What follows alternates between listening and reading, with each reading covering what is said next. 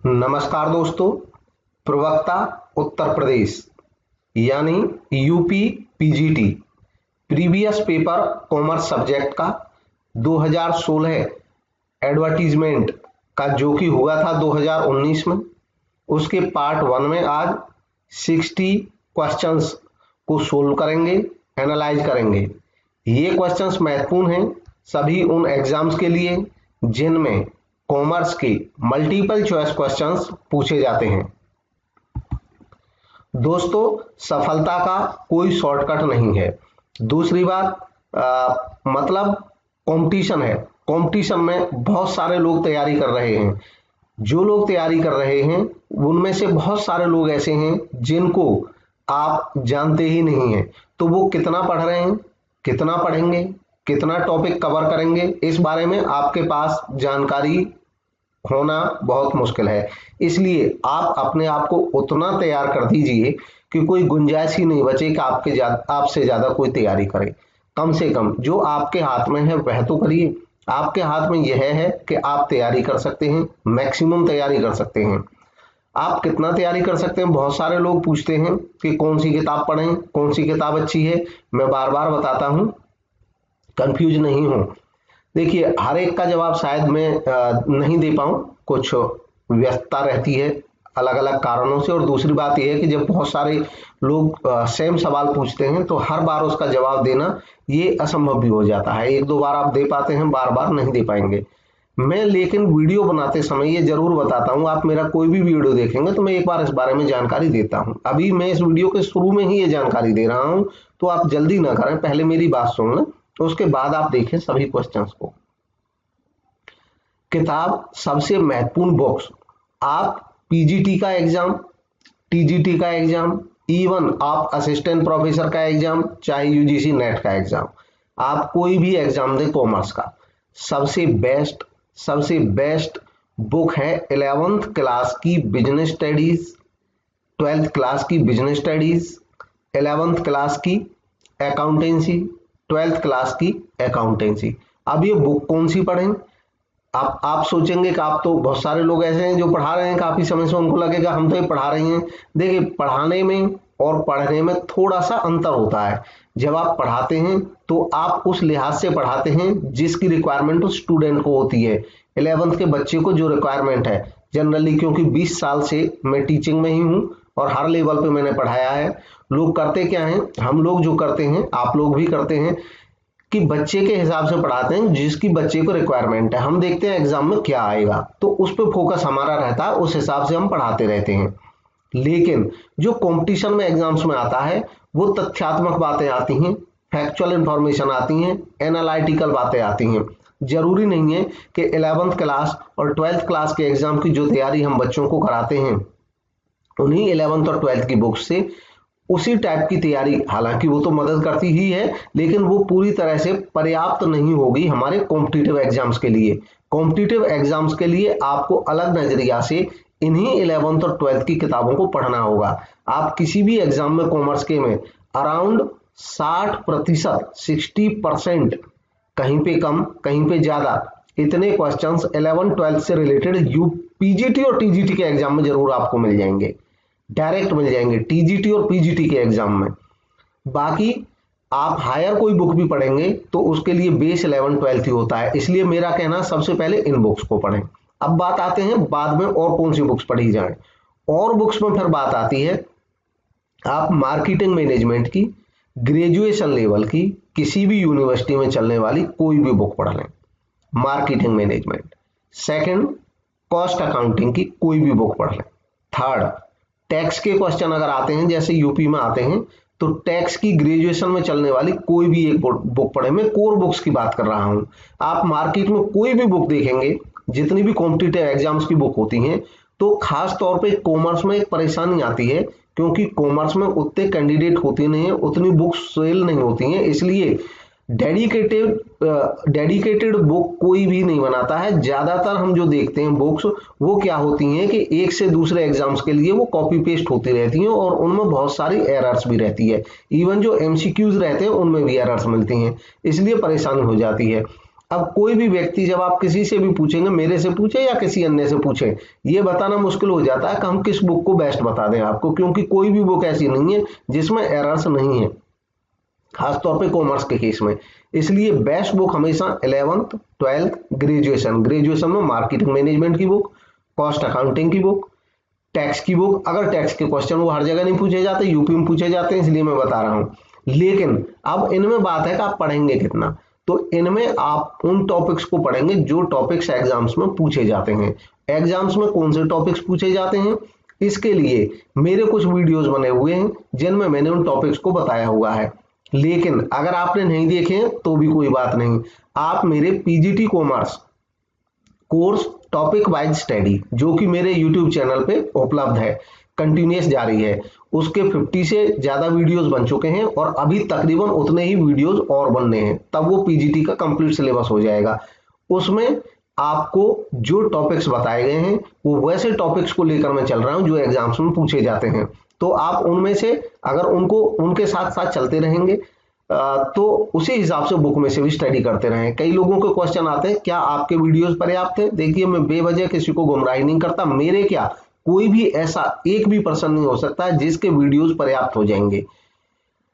जो बेस है उसकी जरूरत हमें होगी ही होगी। हर एक पर्सन की रिक्वायरमेंट अलग होती है, पर्सन टू पर्सन वेरी करती है। तो आपकी क्या रिक्वायरमेंट है वो सबसे ज्यादा आपको ही पता चलेगी जब आप बुक देखेंगे। आप बुक देखिए, कौन से टॉपिक्स में आपको प्रॉब्लम आ रही है, आप उनको क्लियर कीजिए। मैं खास तौर पे 11 12 के टॉपिक्स की बात कर रहा हूं।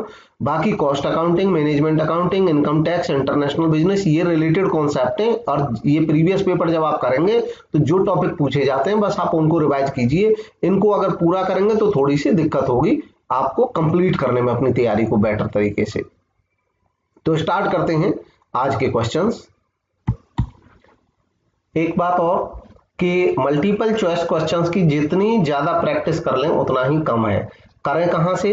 तो इसके लिए मैं तो देखो अपने कोई ये नहीं कर रहा कि भाई स्पेसिफिकली मैं कोई अपने लिए बोल रहा हूं, लेकिन इतनी बात है कि मैं अपने चैनल पे जिन क्वेश्चंस को लाता हूं एमसीक्यूज को, उनमें एरर आपको मिनिमम मिलेगी।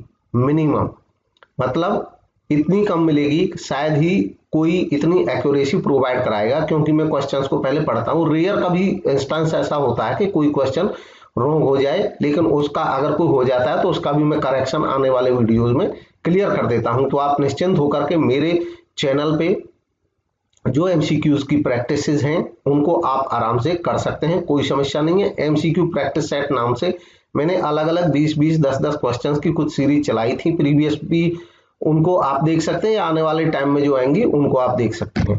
स्टार्ट करते हैं। हिंदी और इंग्लिश दोनों में है, आप अपने इच्छा के अनुसार, अपनी सुविधा के अनुसार किसी को भी रीड करते रहें। और मैं स्टार्ट करता हूं एनालिसिस। सबसे पहला क्वेश्चन है, what is the theory that opening a country to world markets gives an opportunity to utilize unemployed and underemployed resources known as। मतलब एक थ्योरी के बारे में बात हो रही है। एक ऐसी थ्योरी है, एक ऐसा सिद्धांत है जो ये कहता है कि अगर वर्ल्ड मार्केट के लिए हम कंट्री को ओपन कर देते हैं तो ये है एक अपॉर्चुनिटी प्रोवाइड कराता है उस देश को, जिससे कि वो देश अपने अनएम्प्लॉयड और अंडर एम्प्लॉयड रिसोर्सेज, ऐसे साधन उसके पास होते हैं जिनको अभी तक काम नहीं मिला या जिनका अभी पूरी तरह उपयोग नहीं किया, उनको हम अच्छे तरीके से उपयोग कर सकते हैं। ये थ्योरी कौन सी है? तो ये जो थ्योरी है इसको कहा जाता है went for surplus theory. Went for surplus theory जो है, ओरिजिनली इसको बनाया था एडम स्मिथ ने। ओरिजिनली इस थ्योरी को देने वाले जो हैं वो हैं एडम स्मिथ। हालांकि इस पे काम किया बाद में एडम स्मिथ ने, तो ये ओरिजिनली ये थ्योरी दी है। इसके बाद इस पे काम किया हिलामेंट ने, हिलामेंट MYINT, इन्होंने इस पे काम किया साउथ ईस्ट एशिया के जो कंट्रीज थी उनकी स्टडी करते समय। नेक्स्ट देखते हैं, the practice of appending notes regarding contingent liabilities in accounting statement is in pursuant to. इस क्वेश्चन में ये कहा गया है, ये पूछा गया है कि ऐसी प्रैक्टिस, ऐसा व्यवहार जिसमें कंटिंजेंट लायबिलिटीज जो होती हैं, संदिग्ध दायित्व जो होते हैं, उनको अकाउंटिंग स्टेटमेंट्स में अपेंड किया जाता है नोट्स में, मतलब नोट्स में अलग से उनको नीचे दिया जाता है। अकाउंटिंग जो हमारे फाइनेंशियल स्टेटमेंट होते हैं उनमें बीच में नहीं लिखते हम, लेकिन बाद में उनको एक नोट के तौर पे हम उनके बारे में जानकारी देते हैं। अब कंटिंजेंट लायबिलिटी होती क्या है, पहले मैं इसको बता देता हूं, आप सही का अंदाजा लगा लें। कंटिंजेंट लायबिलिटीज ऐसी लायबिलिटीज होती हैं जिन लायबिलिटीज के बारे में संदेह होता है। वो लायबिलिटी हो भी सकती हैं और नहीं भी हो सकती हैं, और ये डिपेंड करता है एक्सटर्नल चीजों पे, हमारे हाथ में नहीं होता है। जैसे मान लो हमारी फर्म के खिलाफ किसी दूसरी पार्टी ने कोई केस डाला हुआ है हमारी फर्म के खिलाफ, और हमारी फर्म पे वो कुछ क्लेम कर रहे हैं कि भाई आपको हमें 1 लाख रुपया देना पड़ेगा। वो कोई हर्जाना हो सकता है, कोई कारण टूट फूट हो सकती है, कोई भी कारण हो सकता है। अब हमारे खिलाफ जो कोर्ट में केस चल रहा है वो कोर्ट पे डिपेंड करता है, कोर्ट की रूलिंग पे, कि वो 1 लाख रुपए हमें देने होंगे या नहीं देने होंगे। तो अब बात आती है कि हम इनको अपने बुक्स में कहीं दिखाएं या नहीं दिखाएं, क्योंकि अभी तो कोर्ट का डिसीजन आया नहीं है। तो कोर्ट का डिसीजन आया नहीं है तो अभी हमें ये पता नहीं है कि हमको देना पड़ेगा या नहीं देना पड़ेगा। तो ये एक ऐसी लायबिलिटी हो सकती है कि अगर कोर्ट ने हमारे फेवर में डिसीजन नहीं दिया तो तब हमें देना पड़ जाएगा। तो हम क्या करेंगे कि इसके लिए पहले से ही अपना माइंड मेकअप करके रखेंगे, प्रोविजन नहीं करेंगे, पैसा नहीं बचाएंगे, लेकिन माइंड मेक करके रहेंगे, क्लैरिटी बना के रखेंगे अपने अकाउंट्स में कि हो सकता है आने वाले समय में हमें इसे देना पड़ जाए। तो ऐसी जो लायबिलिटी होती है उनको अकाउंट्स में नीचे नोट के तौर पे दिखा दिया जाता है। अब बात आती है दिखाया क्यों जाता है, जब अब लायबिलिटी है ही नहीं है और कोई पता नहीं होगी या नहीं होगी। तो अकाउंटिंग का एक कॉन्सेप्ट है, आप इनमें से चूज करें कौन सा कॉन्सेप्ट ये हो सकता है, उसके बाद मैं अपना आंसर बताऊंगा। अकाउंटिंग में एक कॉन्सेप्ट होता है जिसको हम जानते हैं कॉन्सेप्ट ऑफ डिस्क्लोजर, या फुल डिस्क्लोजर का कॉन्सेप्ट भी इसको कहा जाता है, प्रकटीकरण की परिपाटी। तो कन्वेंशन या कॉन्सेप्ट ऑफ डिस्क्लोजर, इसका मतलब ये होता है कि कोई ऐसी जानकारी जो हमारे अकाउंट्स के यूजर हैं उनके निर्णय को प्रभावित करने की क्षमता रखती है, वो जानकारी हमें बुक्स में देनी चाहिए। तो क्योंकि ये हो सकता है हमारे इन्वेस्टर जब कोई डिसीजन ले हमारी फर्म में इन्वेस्ट करने से रिलेटेड, तो उनको बाद में अगर हम ये जानकारी नहीं दें, बाद में उनको पता चले कि ये भी लायबिलिटी बन गई, तो वो कहेंगे आपने तो बताया नहीं था। तो हमने इसलिए इसको कन्वेंशन ऑफ डिस्क्लोजर के माध्यम से डिस्क्लोज कर दिया है, दिखा दिया है कि हो सकता है आने वाले समय में ये हो जाए। ये अकाउंटिंग के इस सिद्धांत की प्रतिपूर्ति के लिए हम ऐसा करते हैं। नेक्स्ट क्वेश्चन आता है, the convention of conservatism is applicable is, यानी कि जो कंजर्वेटिज्म का कन्वेंशन है, रूढ़िवादिता की अवधारणा, कंजर्वेटिज्म का कॉन्सेप्ट या कन्वेंशन, इसको प्रूडेंस भी कहा जाता है। ये एप्लीकेबल होता है इसमें से किस केस में? ऑप्शन दिए हैं ए बी सी डी, आप इनमें से पढ़ लें और करेक्ट को पहचान करने की कोशिश करें। इसमें से जो इसका सटीक आंसर है वो है option B, making provision for bad and doubtful debts. दरअसल ये जो concept of conservatism, concept of conservatism जो है इसको प्रूडेंस कॉन्सेप्ट भी कहा जाता है, और प्रूडेंस के अलावा इसके लिए एक टर्म भी यूज की जाती है।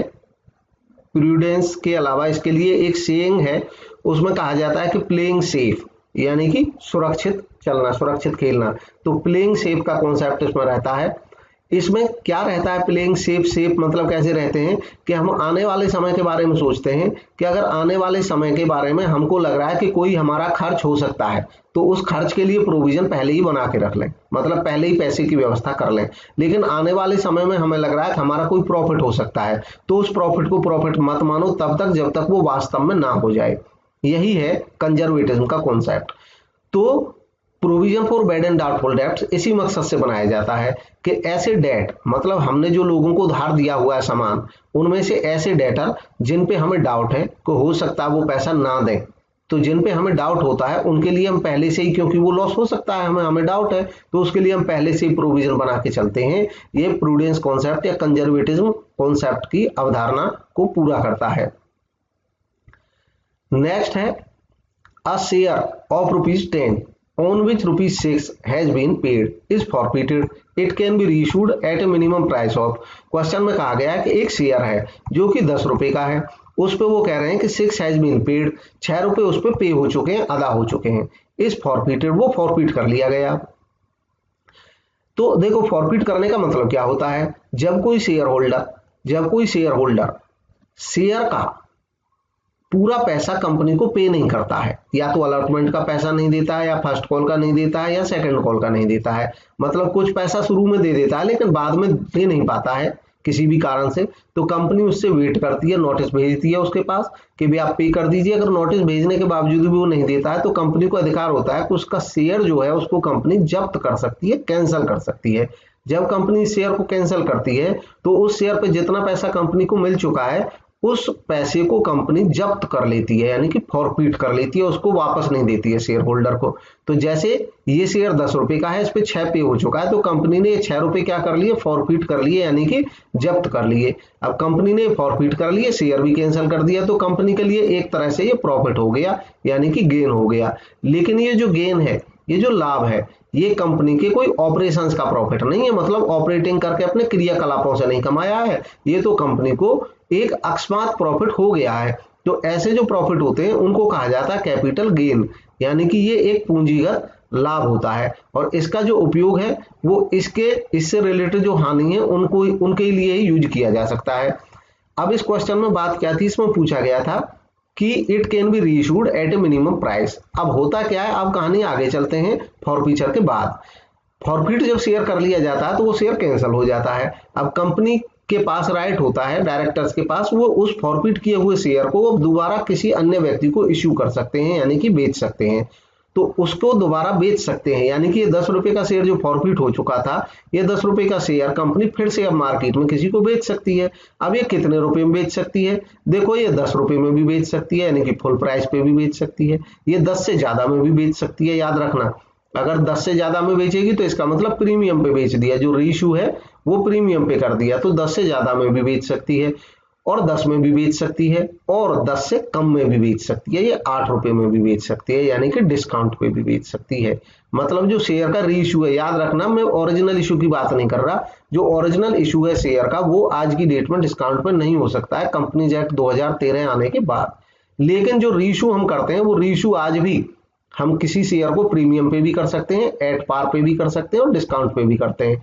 जब 10 रुपए का शेयर 10 रुपए में ही रीइश्यू कर देंगे तो इसका मतलब एट पार पे कर रहे हैं।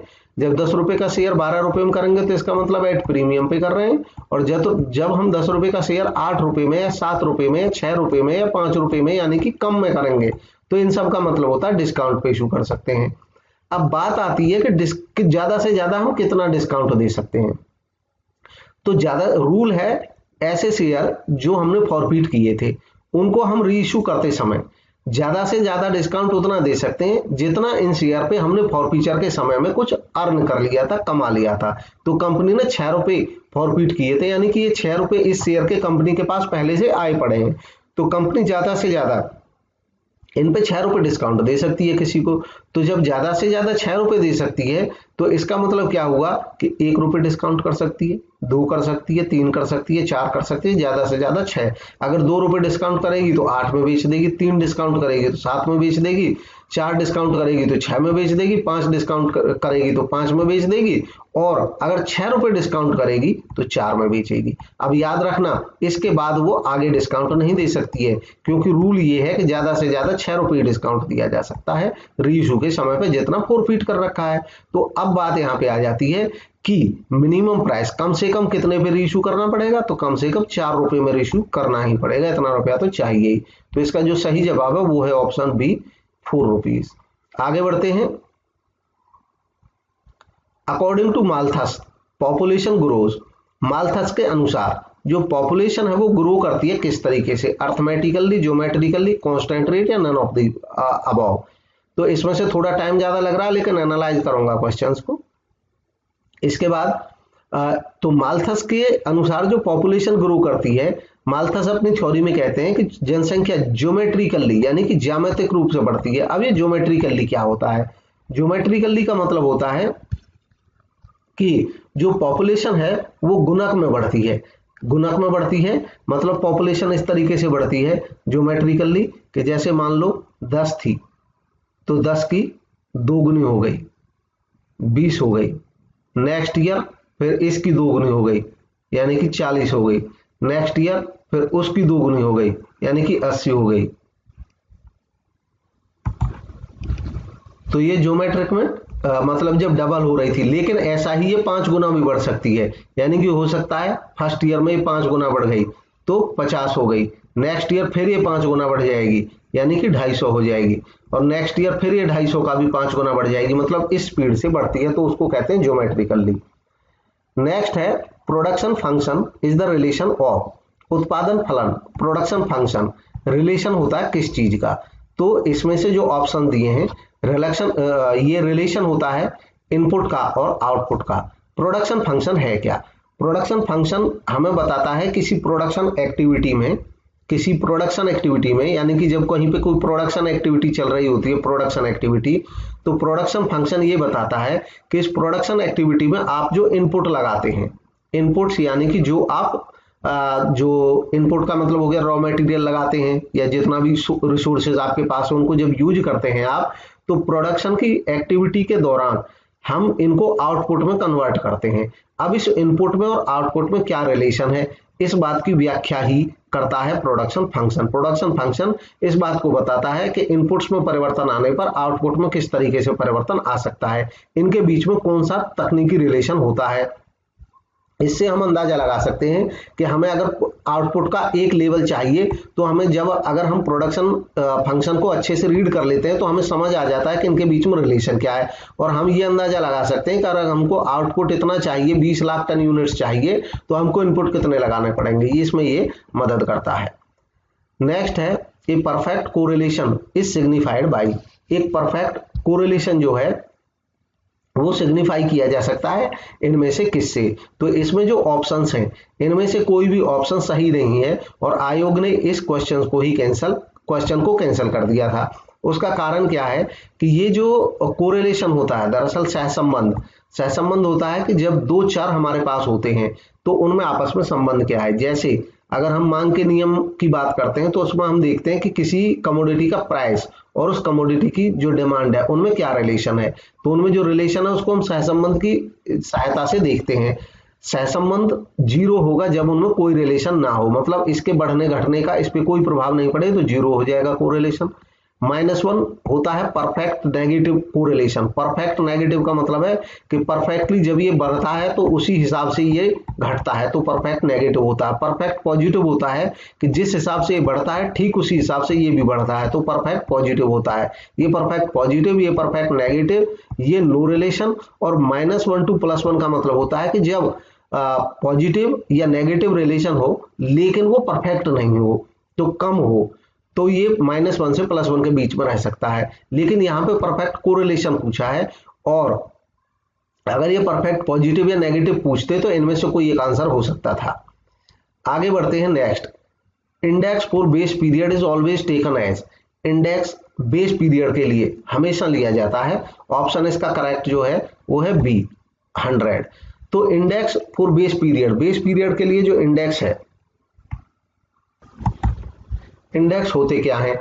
इंडेक्स दरअसल ऐसे सूचक अंक होते हैं जो हमें किसी सिचुएशन को यानी कि किसी परिवर्तन को समझने में मदद करते हैं। जैसे हम परिवर्तन देखना चाहते हैं कि भाई पिछले 5 साल में, first year, second year, third year, fourth year, fifth year, इसमें जो रेट है, महंगाई है, वो किस हिसाब से बढ़ी है। तो अगर हम महंगाई में ढूंढेंगे कि एक समान एक कमोडिटी यानी कि सब्जी है, एक कमोडिटी कोई और है, मेटल है, कमोडिटी कोई सर्विस सेक्टर का कोई आइटम है, तो एक एक करके देखेंगे तो हमारे समझ में नहीं आएगा कि किस तरीके से महंगाई बढ़ रही है एज एन एवरेज, औसत रूप से। तो इसलिए हम क्या करते हैं कि एवरेज निकाल लेते हैं, बहुत सारी कमोडिटीज को शामिल करके उनका एक कंबाइन हम ये रख लेते हैं कि भी पर्टिकुलर 2010 में जो औसत कीमतें थी वस्तुओं की वो इतनी थी। अब जो औसत कीमतें ये भी हम अलग अलग ईयर्स की जब निकालेंगे तो उनके रेट के हिसाब से अगर हम एवरेज निकाल भी लेंगे तो आपस में वो कंपैरेटिव नहीं रहेंगी। तो कंपैरेटिव करने के लिए क्या बनाते हैं, हम बेस ईयर को 100 मान लेते हैं, और इसके बाद इसमें देखते हैं कि जैसे भाई फर्स्ट ईयर में मान लो किसी सामान का रेट जो हमने एवरेज लिया वो 200 था, और हमने देखा कि सेकंड ईयर में वो रेट हो गए थे बढ़ करके 220 रुपए, यानी कि ये 200 पे ये 10% बढ़ गए। तो हम क्या करेंगे, जो सूचक अंक यानी कि इंडेक्स इसका बनाएंगे वो 110 हो जाएगा। अब ऐसे ही इन सब के इंडेक्स एवरेज कीमतों से लेकर के ये इंडेक्स हमें बताता चलता है, आगे ये बढ़ता रहेगा। मान लो ये इंडेक्स यहाँ पे 200 हो गया, तो अब हम ये अंदाजा लगा सकते हैं आसानी से देख करके 5 साल के दौरान जो वस्तुओं की कीमतें हैं वो दुगनी हो गई हैं। नेक्स्ट है, if last year index number is 121। Last year का इंडेक्स नंबर ऐसे ही दिया हुआ है 121 है किसी चीज का, उन्होंने कैलकुलेट किया लास्ट ईयर के मेथड से, और पास्ट ईयर के मेथड से जो इंडेक्स हमने कैलकुलेट किया वो है 144। देन फिशर्स इंडेक्स क्या होगा, तो फिशर का इंडेक्स क्या होगा, दरअसल फिशर जो है इनके इंडेक्स को कहा जाता है आइडियल इंडेक्स, और इनको इंडेक्स निकालने का जो तरीका है, इन्होंने इंडेक्स इस तरीके से कैलकुलेट किया कि जो लास्ट ईयर और पास्ट ईयर, लास्ट ईयर ने जो इंडेक्स निकाला वो पिछले प्रीवियस ईयर की कीमतों के आधार पर निकाला है, और पास्ट ईयर के जो इंडेक्स निकलते हैं वो करंट ईयर की कीमतों के आधार पर निकालते हैं। फिशर ने क्या किया कि इन दोनों का एक एवरेज बना दिया, लेकिन इन्होंने ज्योमेट्रिक एवरेज बनाया। ज्योमेट्रिक एवरेज यानी कि ज्योमेट्रिक मीन निकाल दिया। तो ज्योमेट्रिक मीन निकालने का तरीका क्या होता है, जब हम किसी चीज का जीएम ज्योमेट्रिक मीन निकालना चाहते हैं तो उनको आपस में गुना कर देते हैं और फिर उनका फिर रूट कर देते हैं। जैसे इसको हम निकालेंगे तो रूट लिखेंगे, और ये इनका इंडेक्स है 121 और इनका इंडेक्स है 144। बस इसको हम कैलकुलेट कर लेंगे, इन दोनों को आपस में गुना करेंगे और इनका रूट निकाल लेंगे, तो ये आ जाएगा हमारे पास 132। नेक्स्ट है the absolute value of the difference between an unbiased point estimate and the corresponding population parameter is known as. इस क्वेश्चन में कहा गया है कि वह एब्सोल्यूट वैल्यू जो कि डिफरेंस है, अंतर है पॉइंट एस्टीमेट का, ऐसा पॉइंट एस्टीमेट जो अनबायस्ड है, यानी कि हमने बिना किसी बायसनेस के कुछ एस्टीमेट लगाया, और कॉरस्पॉन्डिंग पॉपुलेशन पैरामीटर, और जिस पॉपुलेशन यानी कि जिस समग्र के लिए हमने एस्टीमेट लगाया उसका जो कॉरस्पॉन्डिंग पैरामीटर है, यानी कि वास्तविक जो पैरामीटर है और जो हमने एस्टीमेट लगाया उनमें जो अंतर है एब्सोल्यूट, उसको क्या कहते हैं, तो इसको कहते हैं sampling error. Next questionnaire survey method is used to collect. अब क्वेश्चनियर सर्वे मेथड यूज किया जाता है कलेक्ट करने के लिए कौन सा डेटा, टर्शियरी, सेकेंडरी, प्राइमरी। तो डेटा दो तरह का होता है, प्राइमरी डेटा और सेकेंडरी डेटा। अब क्वेश्चनियर सर्वे मेथड इसमें तो स्पष्ट है ही कि जब हम क्वेश्चनियर सर्वे मेथड अपनाते हैं, यानी कि क्वेश्चनियर तैयार करके और स्वयं से सर्वे करते हैं, लोगों से आंसर लेते हैं, तो इसका मतलब नया डाटा तैयार करते हैं, तो ये प्राइमरी डेटा यानी कि सी इसका सही जवाब होगा। नेक्स्ट देखेंगे earned but not yet received income is treated as. ऐसी इनकम जिसको अर्न तो कर लिया लेकिन अभी रिसीव नहीं हुई है, प्राप्त नहीं हुई है, उसको क्या मानेंगे हम अपनी बुक्स में, तो अपनी बुक्स में उसको दिखाया जाता है, ऐसी इनकम को दिखाया जाता है क्या, एसेट। एसेट दिखाया जाता है क्यों, क्या, इसका एक एग्जांपल मैं देता हूं। जैसे मान लो हमने कोई बिजनेस मैन है हम, और हमने कोई बिजनेस एक्टिविटी की और उस बिजनेस एक्टिविटी पे हमारा कमीशन कमा लिया, हमने अर्न हो गया, हमने कमीशन के बदले में जो सेवा देनी थी वो पूरी दे दी, लेकिन अभी कमीशन का पैसा मिला नहीं है। तो इसका स्टेटस ये है कि ये हमने अर्न तो कर लिया लेकिन मिलना बाकी है। अब अर्न कर लिया, मिलना बाकी है, लेकिन मिलेगा जरूर। तो ऐसा बेनिफिट जो होने वाला है, जिसके लिए हम खर्च कर चुके हैं, उसको हम अपनी एसेट मानते हैं, वो हमारी एसेट है। जैसे ही मिलेगा तो वो हमारे पास उस अर्नड जो हम अभी उसको एसेट लिखेंगे उसकी जगह हट करके कैश आ जाएगा। नेक्स्ट है advanced money received from a customer for supply of goods in future. Advance money receive हो गया किसी कस्टमर से, ये जो अभी हम पढ़ रहे थे उसका उल्टा है। अगर किसी कस्टमर से हमें एडवांस में पैसा मिल गया और सप्लाई ऑफ गुड्स अभी हमने की नहीं, तो हमारे पास तो पहले से ही एडवांस में पैसा आ गया। तो इस एडवांस में जो पैसा आ गया ये तो एक तरह से हमारे ऊपर उसका उधार है, तो इसलिए इसको दिखाया जाता है करंट लायबिलिटीज में। नेक्स्ट है सेल्स बजट इज ए। अब सेल्स बजट में से एक कौन सा है, तो इनमें से जो सही जवाब है सेल्स बजट के लिए वो है सेल्स बजट एक फंक्शनल बजट है।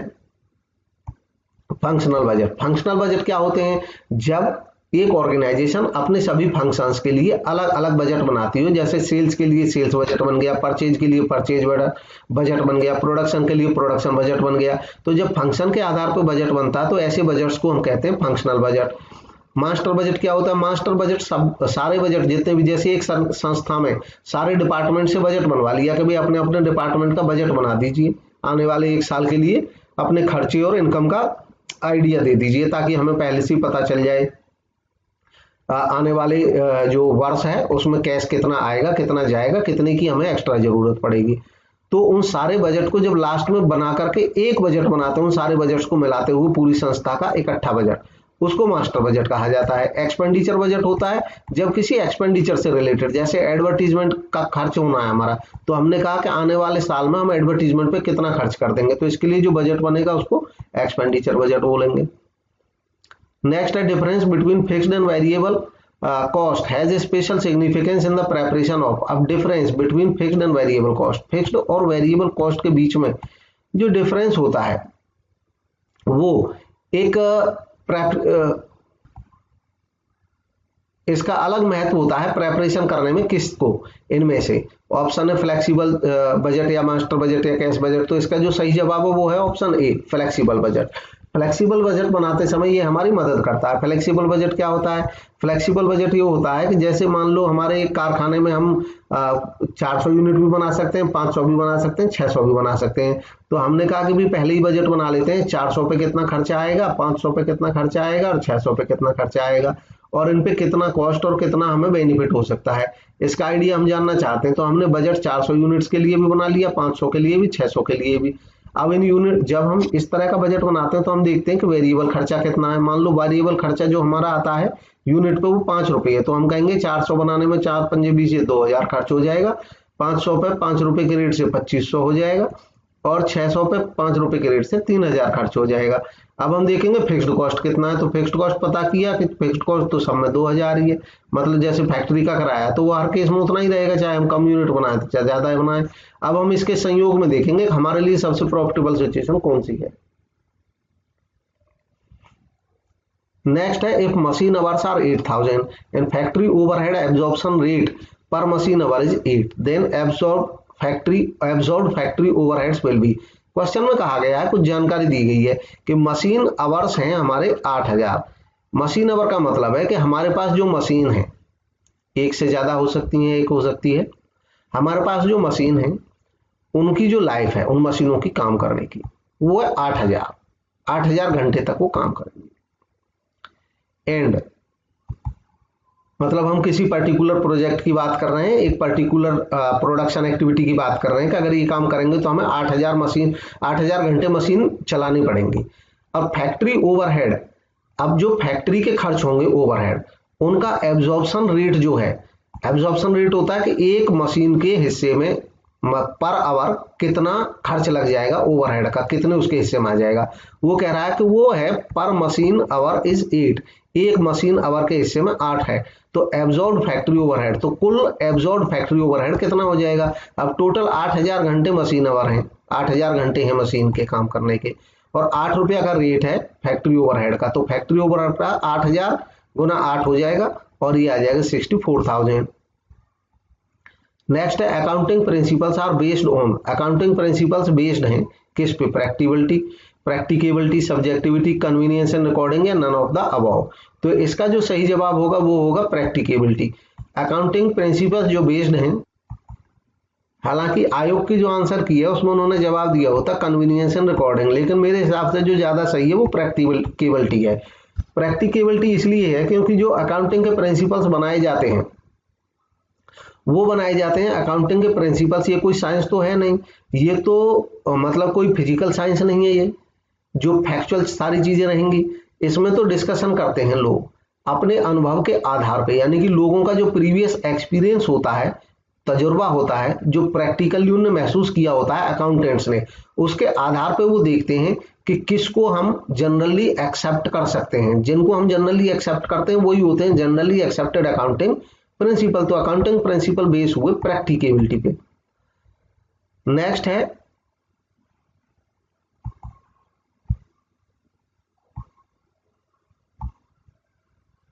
The relationship between liquidity and risk, तरलता और जोखिम के मध्य संबंध कैसा है, डायरेक्ट, इनवर्स या नो रिलेशन या नन ऑफ दीज। तो लिक्विडिटी और रिस्क के बीच में जो संबंध होता है वो इनवर्स होता है, विपरीत होता है। क्यों होता है?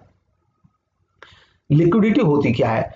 लिक्विडिटी होती है हमारी एसेट्स की वो खूबी, वो क्वालिटी, जिससे कि हम उनको जल्दी कैश में कन्वर्ट कर सकें। जो कोई एसेट जितनी जल्दी कैश में कन्वर्ट हो जाती है वो उतनी ही लिक्विड कही जाती है, उतनी ज्यादा लिक्विड होती है। और रिस्क क्या होता है? रिस्क होता है प्रोबेबिलिटी ऑफ लॉस, हानि होने की संभावना, यानी कि भविष्य में हानि होने की संभावना को हम रिस्क कहते हैं। तो अब लिक्विडिटी और रिस्क में जो रिलेशन है वो कैसा है? वो इनवर्स है। इनवर्स क्यों होता है?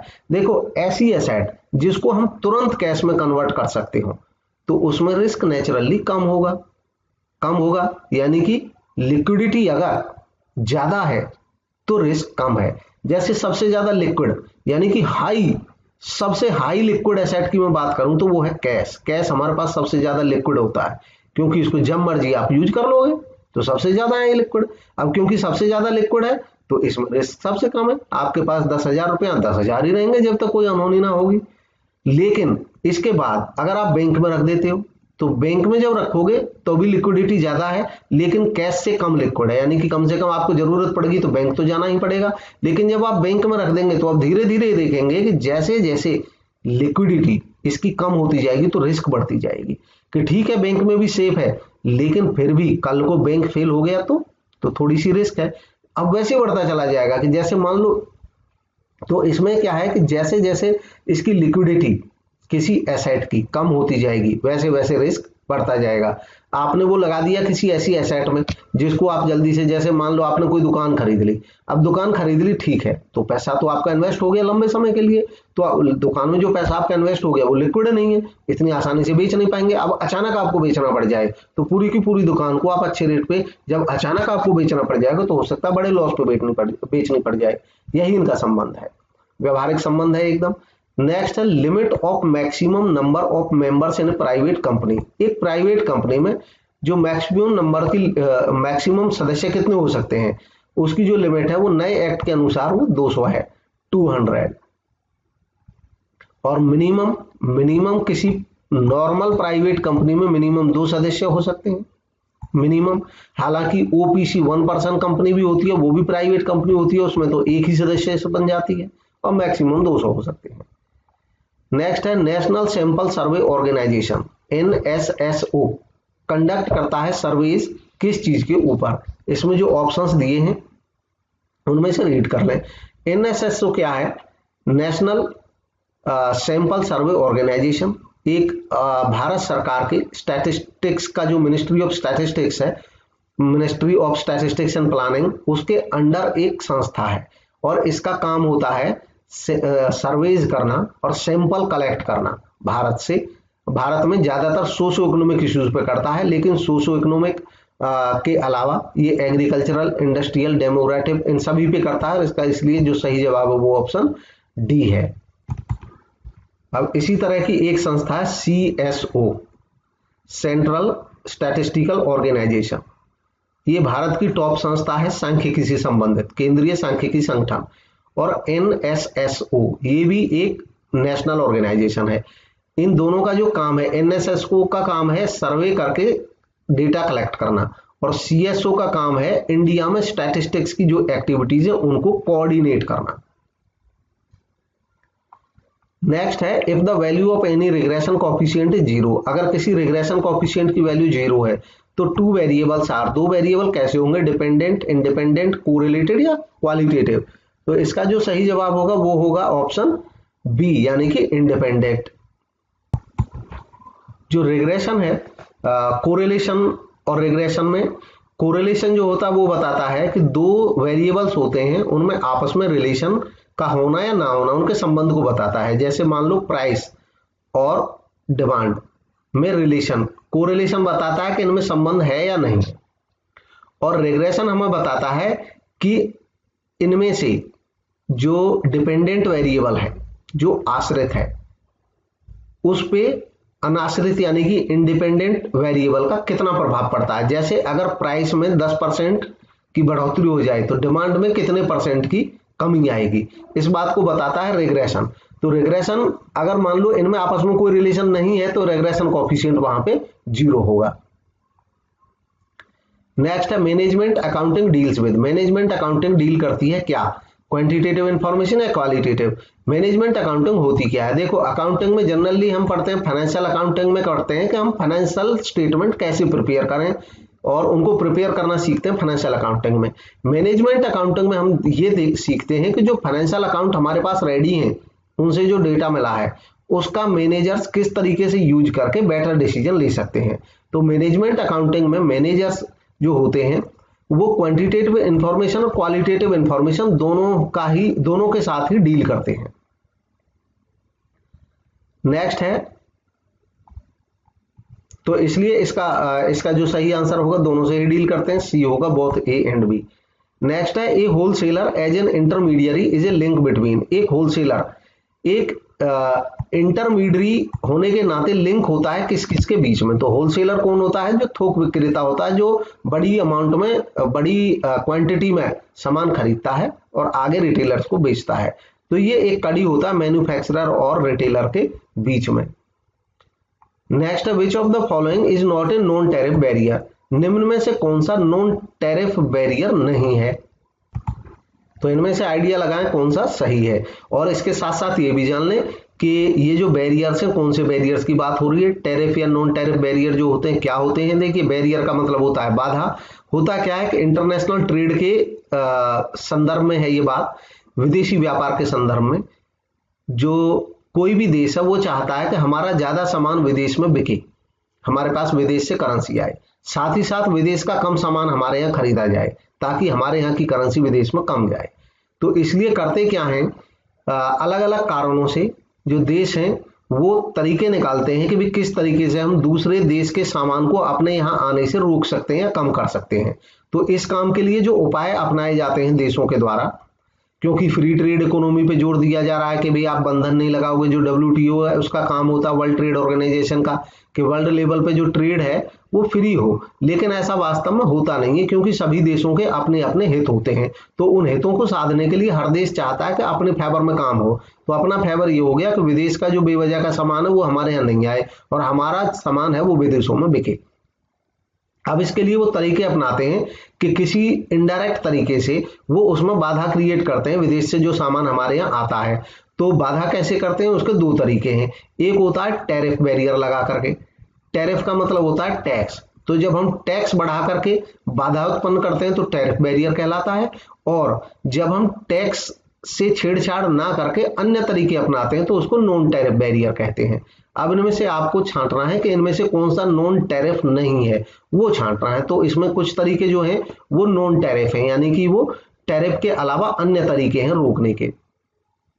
तो इसका जो सही जवाब है वो है option D, ad valorem duty. Ad valorem जो ड्यूटी होती है, ड्यूटी का मतलब भी टैक्स होता है, ड्यूटी का मतलब भी टैक्स होता है, टैरिफ का मतलब भी टैक्स होता है। तो ये जो ड्यूटी है ये तो टैरिफ हो गया, अब यानी कि टैक्स हो गया। अब ये जो टैरिफ है ये दो तरीके के होते हैं, एक होता है स्पेसिफिक और दूसरा होता है एड वैलोरम। स्पेसिफिक होता है जब हम एक गुड के साथ रेट तय कर देते हैं कि भाई आप इतना गोल्ड लाओगे तो आपको 100 रुपए ड्यूटी पड़ेगी, तो ये तो होगी स्पेसिफिक। लेकिन एड वैलोरम जो होता है वो होता है जब हम उसकी मूल्य के अनुसार लगाते हैं कि आप 10 लाख का लाओगे तो 10% देना पड़ेगा। तो जब हम मूल्य के अनुसार, एड वैलोरम का मतलब ही होता है कि अकॉर्डिंग टू वैल्यू, वैल्यू के अनुसार। एड वैलोरम एक लैटिन टर्म है। तो दो तरह के हो गए जो टैरिफ बैरियर होते हैं, स्पेसिफिक और एड वैलोरम। स्पेसिफिक जब सीधे सीधे पैसा लगा दिया जाता है, बता दिया जाता है कि एक यूनिट पे इतना रुपया चार्ज देना पड़ेगा। जैसे आप एक बाइक विदेश से खरीद के लाएंगे तो उस पर्टिकुलर टाइप की बाइक पे 12,000 देना पड़ेगा। तो ये हो गया स्पेसिफिक। एड वैलोरम कि आप 50,000 की बाइक लाएंगे तो आपको 10% देना पड़ेगा, ये एड वैलोरम हो गया। बाकी ये जो तरीके हैं ये नॉन टैरिफ है, जैसे वॉलेंट्री एक्सपोर्ट रेस्टोरेंट, यानी कि हम स्वैच्छिक निर्यात संयम के लिए बात करते हैं, और हेल्थ एंड प्रोडक्ट स्टैंडर्ड्स या environment protection laws. Next, when average cost falls as a result of increase in output the marginal cost is. अब इसमें कहा गया है कि जब इंक्रीज करें आउटपुट में, यानी कि जब उत्पादन अगर हम बढ़ाएं और उत्पादन बढ़ाने की वजह से एवरेज कॉस्ट गिर जाए हमारी, तो मार्जिनल कॉस्ट क्या होगी। तो मार्जिनल कॉस्ट भी क्या होगी, आप ऑप्शन जो दिए हैं इनमें से सही को चुनने की कोशिश करें। इसका जो सही जवाब वो है option B, less than average cost. तो मार्जिनल कॉस्ट जो होगी वो एवरेज कॉस्ट से कम होगी। अब इसका फंडा देखिए, समझिए, मैं एक आसान सा इसका एक उदाहरण देता हूं। एवरेज कॉस्ट, मार्जिनल कॉस्ट तो आप जानते होंगे। और मैं बताता हूं, जैसे मान लो हम एक बहुत छोटा सा एग्जांपल लेंगे इसके लिए। मान लो 1 यूनिट हम बनाते हैं और 1 यूनिट बनाने में खर्च होता है 10 रुपये, तो 1 यूनिट का एवरेज भी 10 ही होगा, टोटल कॉस्ट भी 10 ही होगा।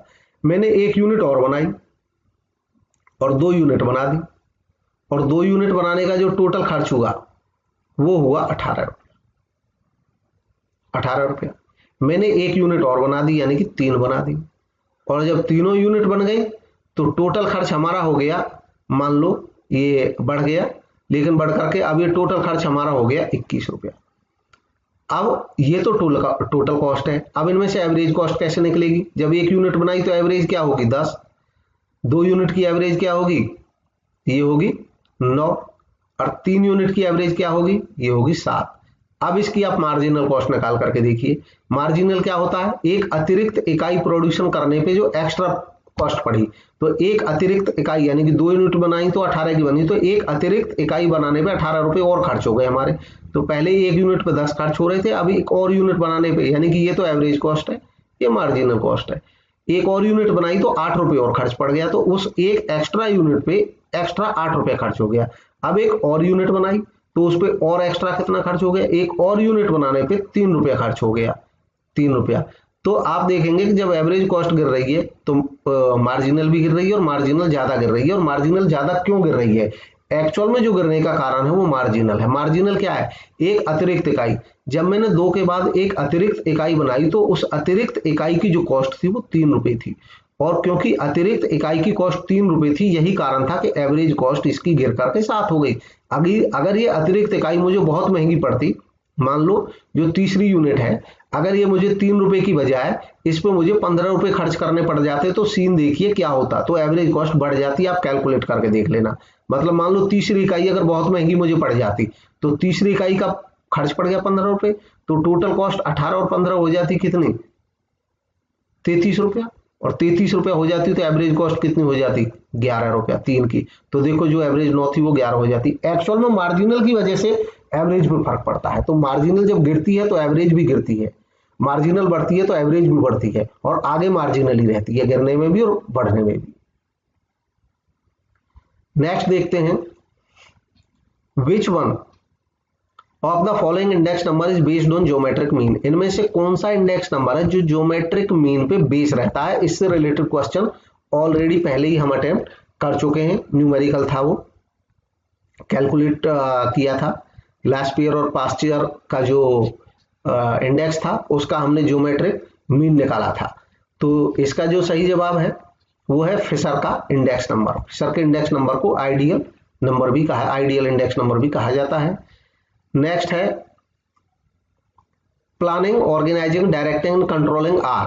तो ये तो सिंपल है, सभी जानते ही हैं। ये फंक्शंस ऑफ मैनेजमेंट है, प्रबंध के कार्य हैं। प्लान करना, ऑर्गेनाइज करना, डायरेक्ट करना, कंट्रोलिंग करना। नेक्स्ट है the division of labour by grouping people and material resources into regional groups deals with. इसमें कहा गया है कि रीजनल ग्रुप्स यानी कि अलग अलग रीजन्स में group banana. Division of labour, उसके अनुसार लेबर का डिवीजन करना, बंटवारा करना, जिसमें ग्रुपिंग पीपल के ग्रुप्स बना दिए जाएं विद मटेरियल रिसोर्सेज, यानी कि मटेरियल जो रिसोर्सेज वो भी उनको अलग अलग दे दिए जाएं कि भाई ये ग्रुप आपका हो गया, आप 50 आदमी इस एरिया में काम करोगे और आपके ये रिसोर्सेज होंगे, और ऐसे ही अलग अलग हम बना देते हैं सबको। तो उसको क्या कहते हैं? तो इस प्रोसेस को कहा जाता है डिविजनलाइजेशन, यानी कि अलग अलग डिविजन्स क्रिएट कर देना, डिविजनलाइजेशन। और डिविजनलाइजेशन का फायदा मिलता है कि स्पेशलाइजेशन हो जाता है, क्योंकि सभी ग्रुप्स के पास अपने अपने रिसोर्सेज और अपने अपने टास्क हो जाते हैं, तो अपने अपने टास्क पे वो कंसंट्रेट करते हैं। तो इसका बेनिफिट होता है स्पेशलाइजेशन, लेकिन इस प्रोसेस को कहते हैं डिविजनलाइजेशन। नेक्स्ट है number of principles of management as laid down by Henry Fayol. Henry Fayol ने कितने प्रिंसिपल्स दिए? तो ये हेनरी फेयोल ने जो प्रिंसिपल दिए वो 14 प्रिंसिपल दिए। देखिए एक ध्यान रखने का बड़ा अच्छा तरीका है, हेनरी फेयोल जो थे, याद रखना वो फ्रेंच थे, फ्रांस के थे। हेनरी फेयोल फ्रेंच के थे। उन्होंने फंडामेंटल मैनेजमेंट के प्रिंसिपल दिए, और उन्होंने फंडामेंटल मैनेजमेंट के 14 प्रिंसिपल दिए।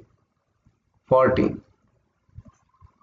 फेयोल जो थे वो फ्रांस के थे, इन्होंने फंडामेंटल मैनेजमेंट के प्रिंसिपल दिए, टेलर ने साइंटिफिक मैनेजमेंट के दिए थे, इन्होंने फंडामेंटल मैनेजमेंट के दिए थे, इसको हम एडमिनिस्ट्रेटिव मैनेजमेंट भी कहते हैं, और इन्होंने 14 प्रिंसिपल्स दिए थे। नेक्स्ट है elements of coordination are. Elements of coordination है तो ऑप्शंस जो दिए हैं, group effort, unity of action, common purpose, all of the above, ये सब के सब हैं। कोऑर्डिनेशन का मतलब क्या होता है? कोऑर्डिनेशन का मतलब हार्मोनाइजेशन ऑफ एफर्ट भी होता है, एक टीम स्पिरिट क्रिएट करना होता है, तो इसलिए इसमें सारी बातें आ जाती हैं। ग्रुप एफर्ट यानी कि टीम भावना से काम करेंगे, पूरा ग्रुप एफर्ट होता है। एक्शन में यूनिटी आती है, और कॉमन पर्पस के लिए सब लोग काम करते हैं, यही कोऑर्डिनेशन की जो खूबी होती है। नेक्स्ट है the economic environment of A business includes. एक बिजनेस का इकोनॉमिक एनवायरनमेंट में इंक्लूड होता है क्या क्या? तो ऑप्शन है economic system, economic policy, economic condition, all of the above, सभी होता है। देखिए इससे रिलेटेड क्वेश्चन आ ही जाता है, एनवायरनमेंट से रिलेटेड। एनवायरनमेंट का मतलब, एनवायरनमेंट को कहते हैं पर्यावरण। एनवायरनमेंट का मतलब होता है हमारे चारों तरफ की वो चीजें जो हमको प्रभावित करती हैं, वो हमारे एनवायरनमेंट में शामिल होती हैं, उसी को हम एनवायरनमेंट बोलते हैं। एक बिजनेस एनवायरनमेंट में वो सारी चीजें शामिल होती हैं जो एक बिजनेस को प्रभावित करती हैं, चाहे वो कोई भी है।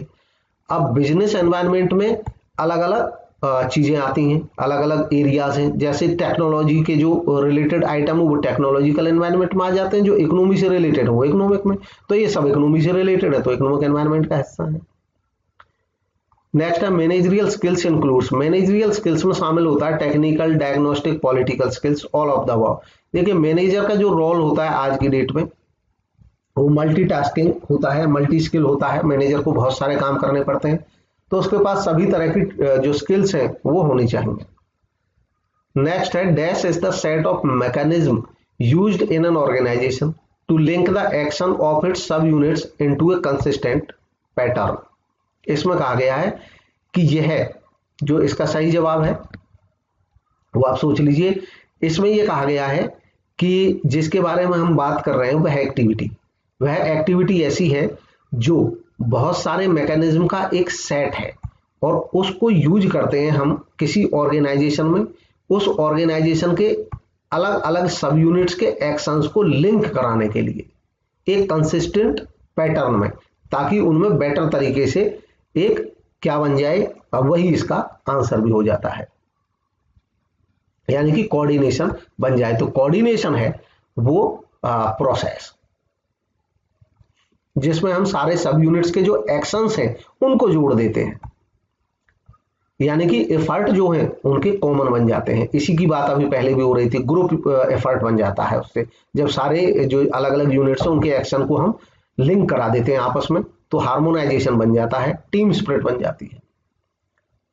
नेक्स्ट है Henry Fayol divided the administrative activities into. Henry Fayol ने एडमिनिस्ट्रेटिव एक्टिविटीज को डिवाइड किया कितने ग्रुप्स में? तो हेनरी फेयोल ने एडमिनिस्ट्रेटिव एक्टिविटीज को डिवाइड किया था टोटल 6 ग्रुप्स में, 6 ग्रुप। अब वो ग्रुप कौन कौन से थे वो चाहे तो आप नोट कर सकते हैं। इनके जो 6 ग्रुप्स थे उसमें उन्होंने कहा कि जो एडमिनिस्ट्रेशन की एक्टिविटीज होती हैं वो टेक्निकल एक्टिविटीज हो सकती हैं, टेक्निकल। इसके अलावा कॉमर्शियल एक्टिविटीज हो सकती हैं, कॉमर्शियल एक्टिविटी जैसे बाई करना, सेल करना। उसके अलावा वो फाइनेंशियल एक्टिविटी हो सकती हैं, फाइनेंस से रिलेटेड। इसके अलावा सिक्योरिटी से रिलेटेड एक्टिविटी हो सकती हैं, जिसमें एम्प्लॉइज के जो इंटरेस्ट है उनको सिक्योर किया जाए। इसके अलावा अकाउंटिंग एक्टिविटीज हो सकती हैं, प्रॉपर रिकॉर्ड रखने के लिए, बुक्स मेंटेन करने के लिए। उसके अलावा मैनेजरियल एक्टिविटीज होती हैं, बेटर मैनेजमेंट करने के लिए। मैनेजरियल एक्टिविटीज में प्लानिंग, ऑर्गेनाइजिंग, डायरेक्टिंग वगैरह सब आ जाते हैं।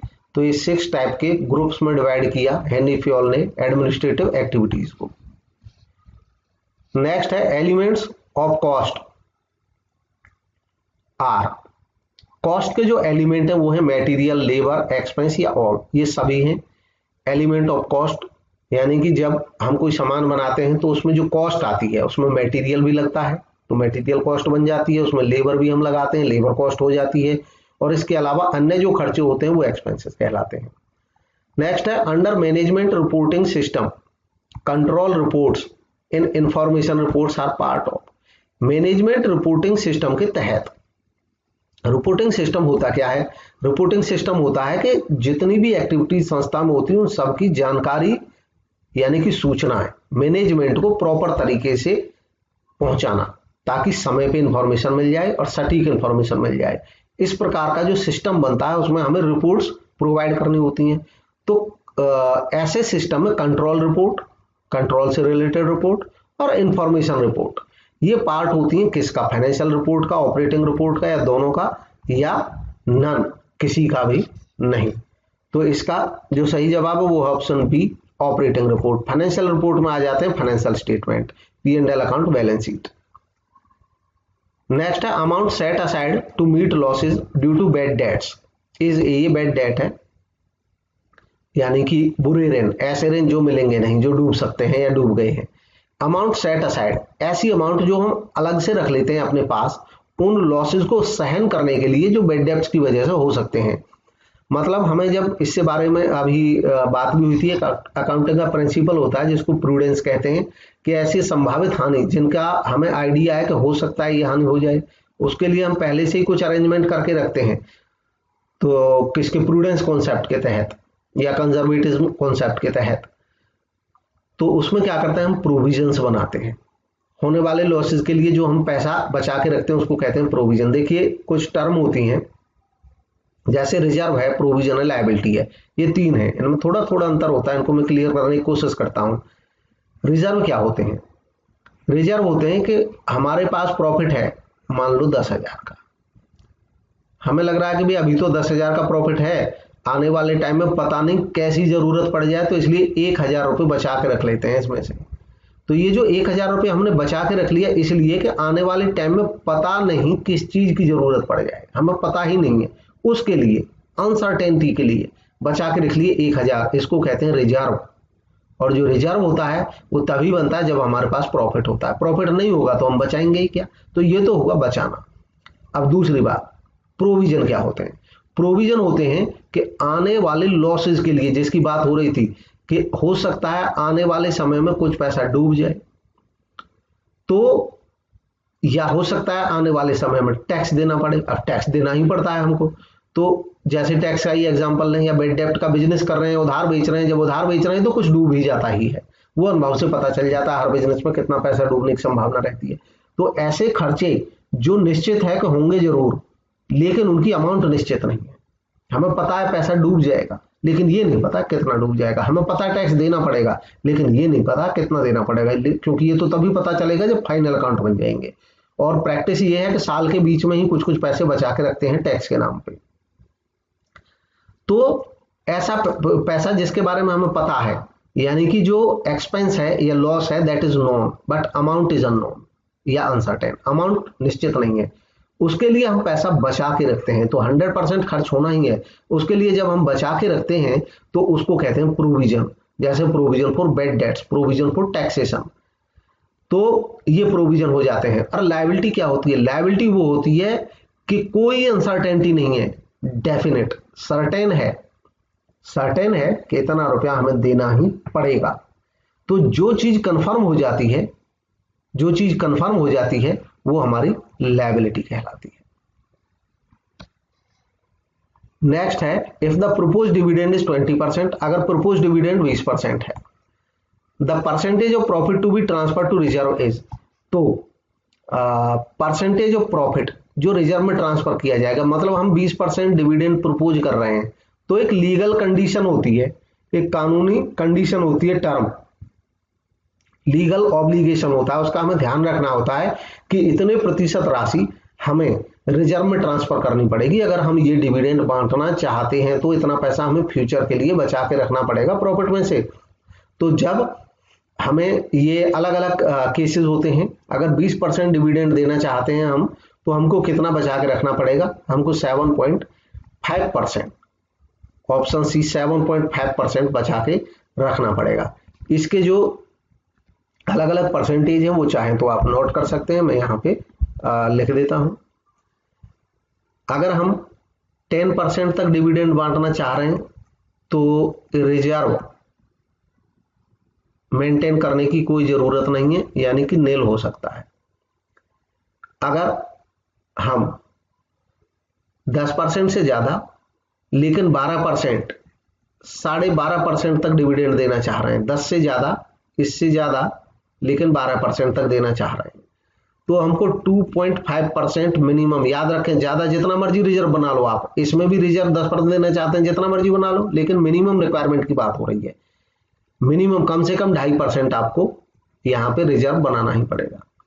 अगर आप 12.5% से ज्यादा लेकिन 15% तक डिविडेंड बांटना चाहते हैं तो आपको कम से कम 5% रिजर्व बनाना पड़ेगा। अगर आप 15% से ज्यादा लेकिन 20% तक डिविडेंड देना चाह रहे हैं तब आपको कम से कम 7.5% रिजर्व बनाना पड़ेगा। अगर आप 20% से ज्यादा कितना भी डिविडेंड देना चाह रहे हैं, 20% से ऊपर, तो आपको कम से कम 10% प्रोविजन बनाना ही पड़ेगा। ये इसकी कंडीशंस है। नेक्स्ट है stock appearing in trial balance is shown in. अब स्टॉक जो अपीयर होता है ट्रायल बैलेंस में उसको दिखाया जाएगा कहां पर, तो इसमें से ऑप्शंस में से सही जवाब जानने की कोशिश देने की कोशिश करें। इसका सही होगा option C balance sheet, sorry ये सी होगा, ऑप्शन सी बैलेंस शीट, आर्थिक चिट्ठा। तो क्यों होता है स्टॉक जब अपीयर होता है ट्रायल बैलेंस में, तो इसका मतलब क्या होता है, देखिए अक्सर यहाँ पे जो स्टॉक की बात हो रही है क्लोजिंग स्टॉक की बात हो रही है, at the end of the year ही हम बनाते हैं P&L और बैलेंस शीट। अब at the end of the year हमारा जितने पास स्टॉक, हमारे पास जितना स्टॉक है, अगर वो स्टॉक ट्रायल बैलेंस से बाहर है, तो ट्रायल बैलेंस से बाहर होने का मतलब है कि अभी तक हमने उसको काउंटिंग में लिया ही नहीं है, उसको अभी अभी हमने काउंट किया है क्लोजिंग स्टॉक। अगर ट्रायल बैलेंस ये है और ट्रायल बैलेंस में वो कहीं भी रिकॉर्ड नहीं है और बाकी सारे अकाउंट्स ट्रायल बैलेंस में हैं, तो यानी कि हमारे पास जो रिकॉर्डिंग अवेलेबल है वो परचेज की है, ओपनिंग स्टॉक की है, शुरू में कितना था, और जो परचेज है उसको वो ट्रायल बैलेंस के अंदर है, इसका मतलब वो तो रिकॉर्डेड है, लेकिन बच कितना गया इसकी कोई रिकॉर्डिंग नहीं है हमारे पास। तो क्योंकि उसकी कोई रिकॉर्डिंग जब नहीं होती है, जब ट्रायल बैलेंस से वो बाहर होता है, तो इसका मतलब ये जब हम ट्रेडिंग एंड P&L अकाउंट बनाते हैं तो ट्रेडिंग अकाउंट में उस समय पे दिखाया जाता है और बैलेंस शीट में भी दिखाया जाता है। बैलेंस शीट में तो इसलिए दिखाया जाएगा क्योंकि ये बैलेंस बचा हुआ है, और ट्रेडिंग में इसलिए दिखाते हैं क्योंकि परचेज जो किया है उसमें से इतना सामान हमारे पास बचा हुआ है, और ट्रेडिंग अकाउंट में हम ओपनिंग स्टॉक को और परचेज को तो दिखा देते हैं खर्च वाली साइड में। लेकिन भाई ओपनिंग स्टॉक मान लो हमारे पास 10,000 था और परचेज किया था हमने 50,000 का, तो 60,000 हमने तो पूरा 60,000 खर्चा दिखा दिया, लेकिन पता चला कि 5,000 का स्टॉक तो हमारे पास साल के लास्ट में बचा ही हुआ है, तो ये 50 और 10 60,000 ज्यादा खर्चा दिख गया। तो इसमें एडजस्टमेंट करने की वजह से हमें ट्रेडिंग अकाउंट में दिखाना पड़ता है, लेकिन कब, जब वो ट्रेडिंग अकाउंट ट्रायल बैलेंस से बाहर होता है स्टॉक, तब हम ट्रेडिंग अकाउंट के क्रेडिट में भी उसको दिखाते हैं। ये ट्रेडिंग अकाउंट के क्रेडिट में दिखा देते हैं 5,000, तो अभी एडजस्ट हो जाता है कि भाई इतना हमारा खर्च था लेकिन इतना बच गया, तो बाकी जो है वो कंज्यूम हो गया, ऑटोमेटिकली उस बाकी का असर पड़ता है हमारे कॉस्ट में। लेकिन अगर ये ट्रायल बैलेंस के अंदर है क्लोजिंग स्टॉक, तो इसका मतलब है कि ट्रायल बैलेंस के जब अंदर गया तो इसका मतलब इसकी डबल एंट्री हुई, हमने स्टॉक को काउंट किया और रिकॉर्ड किया। जब रिकॉर्ड किया तो ये ट्रायल बैलेंस के अंदर कैसे पहुंचेगा, ट्रायल बैलेंस के अंदर ये तभी पहुंच सकता है जब इसकी डबल एंट्री हुई होगी, यानी कि ये अकाउंट में रिकॉर्ड हुआ होगा, यानी कि ये परचेज के साथ एडजस्ट हुआ होगा। मतलब ये हुआ कि ऑलरेडी हम परचेज में से इतना रुपया कम करके स्टॉक में दर्ज कर चुके हैं और इसलिए ये ट्रायल बैलेंस में दिख रहा अंदर। तो ट्रायल बैलेंस में जब अंदर दिख रहा है तो ऑलरेडी परचेज में से घट ही चुका है, जब परचेज में से घट चुका है तो अब इसको ट्रेडिंग अकाउंट के क्रेडिट में लिखने की जरूरत नहीं है, नहीं तो दोबारा घट जाएगा ये, और बैलेंस शीट में तो आएगा ही, क्योंकि बैलेंस शीट में जो रिकॉर्ड करते हैं वो बैलेंस को रिकॉर्ड करते हैं लास्ट डेट पे क्या है। तो उम्मीद है समझ आ गया होगा, नहीं आया हो अगर तो आप याद रखें क्योंकि न्यूमेरिकल विषय है और इसको यहाँ पे मैं डिटेल में समझाऊंगा तो बहुत ज्यादा टाइम लग जाएगा। इसके लिए प्रॉपर तरीके से पीजीटी कॉमर्स कोर्स जो चल रहा है उसमें अभी अकाउंट्स के वीडियो शुरू होने वाले हैं, जब होंगे तो ये इस तरह के कॉन्सेप्ट आपको विद एग्जांपल वहां पे देखने को मिल जाएंगे, क्लियर हो जाएंगे। नेक्स्ट देखें, On the admission of a new partner, if the partners decide to record change in values of assets and liabilities in the books but not in accounts, the firm prepares. इस sentence में मुझे कुछ problem लग रही है, हो सकता है लिखने में हो या हो सकता है मुझे लग रहा हो, लेकिन इसका संदर्भ जो ये है वो ये है, ये कहना चाहते हैं कि जब किसी पार्टनर का एडमिशन होता है तो जैसे अगर हिंदी में हम पढ़ते हैं तो नए साझेदार के प्रवेश पर यदि साझेदार ये निर्णय करते हैं कि संपत्ति एवं दायित्वों के मूल्यों में परिवर्तन का लेखा पुस्तकों में किया जाए परंतु खातों में नहीं, तो फर्म इसमें भी लग रहा है कुछ प्रॉब्लम है, ठीक है इसको, लेकिन मैं जो इंटरप्रेट करता हूं इसकी जगह मतलब ये ऐसे नहीं होना चाहिए था, सेंटेंस ही ऐसे होना चाहिए था कि on the admission of a new partner, जब किसी नए पार्टनर का एडमिशन होता है तो जो पार्टनर्स वो डिसाइड करते हैं कि वो एसेट्स एंड लायबिलिटीज की जो वैल्यू बुक्स में है वो एज इट इज दिखती रहे, उनको उनमें वो कोई चेंज नहीं चाहते हैं, वो एज इट इज दिखती रहे लेकिन एडजस्टमेंट हो जाए। तो जब ऐसा वो चाहते हैं तो फर्म क्या करती है, तो एसेट और लायबिलिटीज की कीमतों में जो कमी होती है उनको खातों में नहीं दिखाना चाहती है, बुक्स में नहीं दिखाना चाहती है, तो अलग से एक एडजस्टमेंट करते हैं। एडजस्टमेंट कैसे करते हैं कि पहले रिवैल्यूएशन अकाउंट तैयार करते हैं और बाद में उस रिवैल्यूएशन अकाउंट की जो एंट्री है वो नेगेटिव कर देते हैं, तो ऐसे अकाउंट को हम बोलते हैं मेमोरेंडम रिवैल्यूएशन अकाउंट, और मेमोरेंडम रिवैल्यूएशन अकाउंट बना करके वो इसकी एडजस्टमेंट कर लेते हैं। ये होता कैसे है, जैसे मैं यहाँ पे 2 आइटम लूंगा ज्यादा नहीं समझाने के लिए। रिवैल्यूएशन अकाउंट मान लो हम बना रहे हैं, रिवैल्यूएशन अकाउंट कैसे बनाते हैं, मान लो एसेट की कीमत बढ़ रही है तो हम लिख देते हैं क्रेडिट साइड में बाई मशीनरी, मान लो मशीन बढ़ रही है 50,000 की, तो रिवैल्यूएशन में 50,000 का प्रॉफिट हो गया। चलो एक ही आइटम लेते हैं, इसी से क्लियर कर लेते हैं और कोई नहीं है, तो 50,000 का प्रॉफिट हो गया। तो रिवैल्यूएशन में जनरली हम क्या करते हैं, 50,000 इधर टोटल किया, इधर भी 50,000 लिखा, ये प्रॉफिट हो गया, इसको बांट देते हैं पार्टनर्स में, 2 partners capital account A B C, जितने भी पार्टनर्स हैं उनको बांट दिया रिवैल्यूएशन का प्रॉफिट। लेकिन हम तो इस मशीन की जो वैल्यू है इसको बुक्स में चेंज करना ही नहीं चाहते, हम तो चाहते हैं जो पुरानी वैल्यू है वही दिखता रहे, केवल एडजस्टमेंट चाहते हैं। तो इसका दूसरा तरीका होता है, हम लिख देते हैं रिवैल्यूएशन के आगे लिख देते हैं मेमोरेंडम रिवैल्यूएशन, मतलब जो हम रिवैल्यूएशन बना रहे हैं ये केवल मेमोरेंडम के लिए है। इसमें क्या करते हैं, एक लाइन और खींचते हैं, यही रिवैल्यूएशन अकाउंट आगे बढ़ता है और इसमें अब हम इसके उलट एंट्री कर देते हैं। ये जो बाई हमने ये मशीन लिखा था इसके लिए हम लिख देते हैं इधर 2 मशीन, और 2 मशीन लिख करके लिख देते हैं 50,000, और 50,000 लिख करके इसको फिर से बाई पार्टनर्स कैपिटल्स। ये जो 2 पार्टनर्स कैपिटल होता है रिवैल्यूएशन अकाउंट के पहले पार्ट में, ये होता है ओल्ड रेशियो में, मतलब उसको बांट लेते हैं प्रॉफिट को। इसका नेगेटिव यहाँ पे जो बना उल्टा, यानी कि मशीन इधर थी हमने इधर लिख दी, अब ये जो इधर प्रॉफिट थे वो इधर दिख रहे हैं, अब लॉस के तौर पे आ जाएंगे। यहाँ पे हम लिख देते हैं by partners capital account partners के कैपिटल में, और ये न्यू रेशियो में लिखते हैं, न्यू रेशियो में। ऐसा करने से ये ओल्ड रेशियो और न्यू रेशियो, ओल्ड रेशियो में सभी पार्टनर्स में प्रॉफिट बढ़ गया और न्यू रेशियो में सभी पार्टनर से ये हमने चार्ज कर लिया। ऐसा करके इसका जो एडजस्टमेंट होता है वो डायरेक्ट सैक्रिफाइसिंग रेशियो में एडजस्टमेंट हो जाता है। नेक्स्ट देखेंगे, as per the rule of Garner versus Murray. इसका आंसर पता नहीं, मैंने निशान हाँ लगा दिया था, memorandum revolution.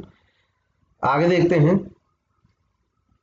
As per the rule of Garner versus Murray the deficiency of the insolvent partner is shared by the solvent partners in their. Garner versus Murray के रूल के अनुसार डेफिशिएंसी जो इंसॉल्वेंट पार्टनर की होती है वो share की जाती है सॉल्वेंट पार्टनर्स के द्वारा किस रेशो में। तो इसका जो सही जवाब है वो क्या है, इसका सही जवाब है कैपिटल रेशो, पूंजी अनुपात में। ये क्या है, गार्नर वर्सेस मरे रूल। जब कोई पार्टनरशिप फर्म समाप्त होती है, और पार्टनरशिप फर्म जब समाप्त होती है, मान लो उस सिचुएशन में हुआ ये कि फर्म को तो लॉस हुआ ही हुआ, उसके जो कई पार्टनर्स हैं वो लॉस उनको बियर करना पड़ेगा, फर्म बंद हो रही है। लेकिन हुआ क्या, उन पार्टनर्स में से भी एक पार्टनर इंसॉल्वेंट हो गया, पर्सनल, मतलब उसकी जो घर की एसेट थी वो सारी बिक गई और उसके ऊपर वहां से भी कर्ज है। तो अब जनरली होता क्या है कि पार्टनरशिप फर्म जब समाप्त होती है तो पार्टनरशिप फर्म में अगर लॉस हो तो बाकी सभी पार्टनर से पैसा मंगाया जाता है, लेकिन वो तो इंसॉल्वेंट हो गया, उसका घर ही बिक गया, उसके पास है ही नहीं। तो जो इंसॉल्वेंट हो जाता है उसके वाला जो लॉस है, जैसे मान लो सभी पार्टनर्स के हिस्से में लॉस आया, किसी के हिस्से में लॉस आया 2,000, किसी के में आया 1,000, किसी के में आया 500। अब ये जो पार्टनर जिसके हिस्से में 500 लॉस आया, ये पार्टनर से हमने कहा 500 रुपये लाओ, लेकिन ये कहा कि भाई मेरा तो घर ही बिक गया, मैं खुद ही इंसॉल्वेंट हो गया, मैं कहाँ से लाऊं, तो इंसॉल्वेंट हो गया, दिवालिया हो गया, तो ये तो दे नहीं सकता। अब बात आती है ये 500 रुपये कौन देगा। तो अब क्योंकि पार्टनरशिप में एक रूल होता है कि partners jointly and severally are responsible, सभी पार्टनर ज्वाइंटली भी और सेवरली भी, इंडिविजुअली भी और सेवरली भी, मतलब अलग अलग भी और ज्वाइंटली भी जिम्मेदार होते हैं। तो ऐसा नहीं कि ये दोनों पार्टनर अपने जो फर्म के कर्जा चुकाएंगे तो ये कहेंगे कि ये लोग भाई हमारा 2000 1000 उसके बारे में हम नहीं जानते, वो दिवालिया हो गई, ये नहीं बोल सकते हैं। ये सामूहिक तौर पर जिम्मेदार है फर्म के कर्जों के लिए। तो जो फर्म के कर्जे जो हो रहे हैं, जो इनके हिस्से में आया अभी 2000 1500, अगर ये इंसॉल्वेंट हो गया, ये ना दे, ये 500 भी इन्हीं दोनों को देना पड़ेगा। बात आती है कि ये किस रेशो में देंगे इस पैसे को। तो हो सकता है एक पार्टनर कहेगा कि प्रॉफिट शेयरिंग रेशो में दो, कोई कहेगा ना कैपिटल रेशो में दो। तो इस बारे में जो भारत में है, तो अगर ये अपने पार्टनरशिप डीड में तय कर लेते हैं कैसे करेंगे तब तो वैसे होगा। और अगर गार्नर वर्सेस मरे का रूल लागू होना है, तो गार्नर वर्सेस मरे का जो रूल है वो ये कहता है कि इस टाइप का जो लॉस होता है वो एक कैपिटल लॉस होता है, पूंजीगत हानि होती है, इसलिए इस लॉस की पूर्ति भी पूंजी के अनुपात में होनी चाहिए, कैपिटल रेशो में। बस ये है इसका फंडा। Next, which one is the principle of double entry system. Double entry system का प्रिंसिपल क्या है इनमें से। तो डबल एंट्री सिस्टम का जो सही प्रिंसिपल है उसकी पहचान करनी है। Receiver is debit, giver is credit. इसको अलग अलग प्रकार से भी बोलते हैं, इसको हम ऐसे भी बोलते हैं, debit the receiver and credit the giver. तो ये सटीक है, बाकी इनमें से कोई सही नहीं। इनके 3 गोल्डन रूल्स ऑफ अकाउंट कहा जाता है 3 को, कि debit what comes in, credit what goes out, debit the receiver, credit the giver, और debit all expenses, credit all income. Next है income tax on interest, dividend and rent should be. Income tax interest पे, dividend पे और rent पे होना चाहिए क्या। तो इनमें से जो गिवन ऑप्शंस हैं, इनमें से ये ऑप्शन सारे ही इनकरेक्ट हैं। इसमें जो करेक्ट ऑप्शन आ जाएगा वो ये आ जाएगा डी, नन ऑफ दीज। दरअसल होता क्या है कि जो यहाँ बात हो रही है इंटरेस्ट, डिविडेंड या रेंट, यानी कि कोई कंपनी इंटरेस्ट पे करे, डिविडेंड पे करे और रेंट पे करे, इन पे जो इनकम टैक्स लगता है, तो इन पे इनकम टैक्स वो लोग देंगे, इन पे इनकम टैक्स कंपनी का खर्चा नहीं है, इन पे इनकम टैक्स उन लोगों को देना पड़ेगा जिनके लिए इनकम है, और जिनके लिए इनकम है उनको ये खर्च देना पड़ेगा। ये इनकम टैक्स कंपनी अगर इनसे वसूल कर लेती है, टीडीएस के तौर पे काट के रख लेती है, तो कंपनी को ये जमा कराना पड़ता है किसके पास, गवर्नमेंट के पास, तब तक इसको दिखा सकती है बैलेंस शीट में। तो इनमें से तो किसी में आएगा नहीं। नेक्स्ट है the portion of uncalled amount of capital. Uncalled amount of capital वह कैपिटल जो अभी तक कॉल नहीं की गई है, शेयर होल्डर से मंगाई नहीं है, उसका एक हिस्सा जो कि कॉल किया जा सकता है, that can be called up only on winding up of the company is known as. मतलब ऐसी कैपिटल का वो हिस्सा जो अभी तक कंपनी ने मंगाया नहीं, और उसमें भी उस हिस्से के बारे में कंपनी ने ये तय कर दिया कि इस हिस्से को अगर मंगाया जाएगा तो केवल तभी मंगाया जाएगा जब कंपनी समाप्त होगी, वाइंड अप होगी, बंद होगी। उसको क्या कहते हैं, उसको कहते हैं रिजर्व कैपिटल। इसमें ऑथराइज्ड कैपिटल क्या होती है, ऑथराइज्ड कैपिटल जितने कैपिटल से कोई कंपनी रजिस्टर्ड होती है। इशूड कैपिटल क्या होती है, जितनी कैपिटल कंपनी ने इशू कर दी है लोगों को। सब्सक्राइब्ड कैपिटल क्या होती है, जितनी कैपिटल के लिए लोगों ने आवेदन भेजे, अप्लाई किया।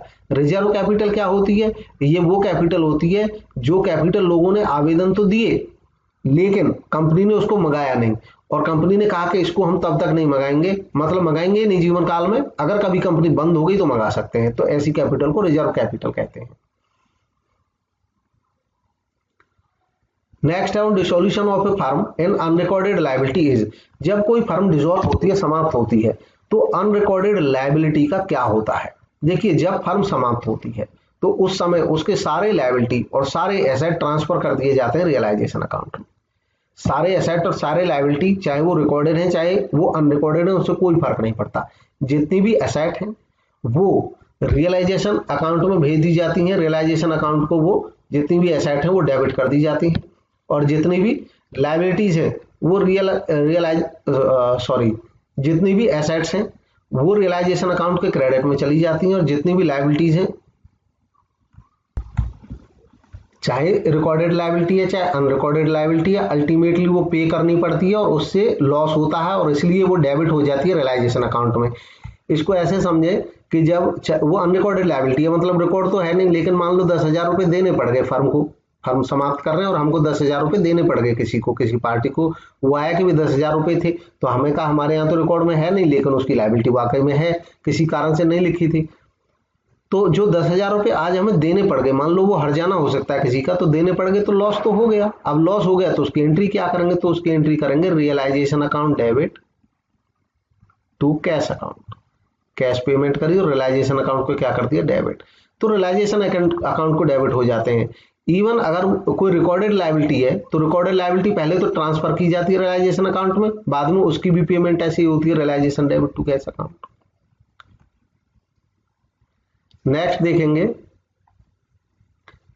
इन the calculation of net profit of ₹15 lakh for the period, किसी पीरियड के 15 लाख रुपए प्रॉफिट हुए और उसके कैलकुलेशन में ₹20,000 profit on sale of an asset, 20,000 रुपए हैं profit on sale of an asset, एक एसेट की सेल करने का profit, and 10,000 depreciation have been taken into consideration, और 10,000 डेप्रिसिएशन है।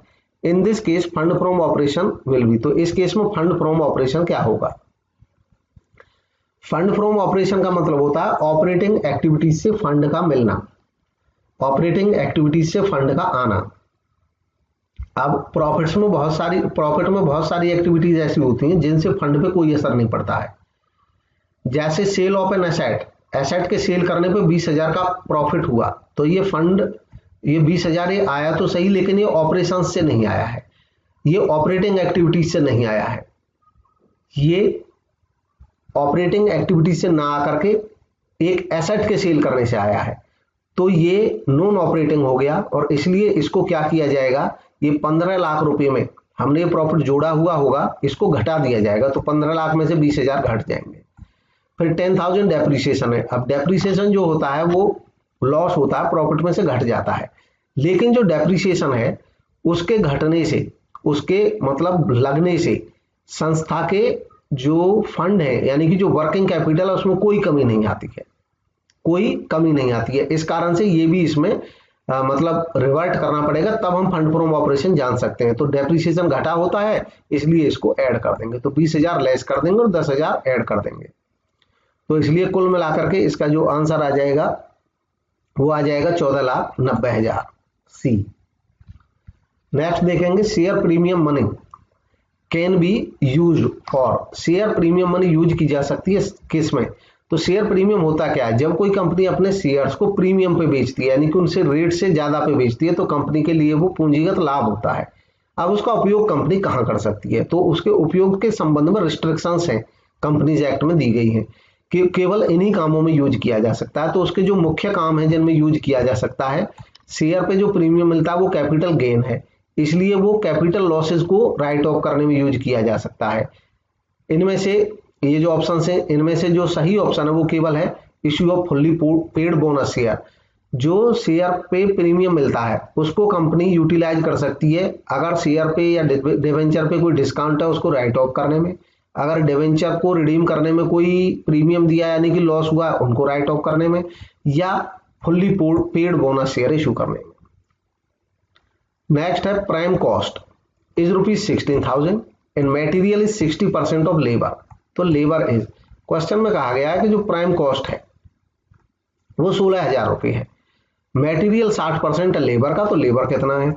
अब देखिए, प्राइम कॉस्ट में हमें पता है 3 चीजें शामिल होती हैं। एक होता है प्राइम कॉस्ट में शामिल मटेरियल, लेबर, एक्सपेंसेस। अब इसमें मटेरियल दिया है, लेबर दिया है, तो जो है नहीं उसको तो इग्नोर कर देंगे। इसने 2 चीजों के बारे में बताया है कि प्राइम कॉस्ट तो दी है इकट्ठी 16,000 है, फिर ये कह रहे हैं कि जो मटेरियल है वो लेबर का 60% है, यानी कि लेबर जितना है उसका 60% है। तो लेबर अगर 100 है तो मटेरियल कितना है, 60 है। इसका मतलब यही हुआ कि मटेरियल 60% है लेबर का, तो लेबर अगर 100 है तो मटेरियल कितना है, 60। अगर लेबर 100 है और मटेरियल 60 है तो टोटल जो प्राइम कॉस्ट है वो कितना है, तो प्राइम कॉस्ट कितना होना चाहिए, इस हिसाब से 160 होना चाहिए। ये हमारे पास जो 3 वैल्यू बन गई, ये बन गई रिलेटिव वैल्यू, रिलेटिव वैल्यू यानी कि संबंधित वैल्यू बन गई। ये रिलेशन बन गया कि अगर लेबर 100 है,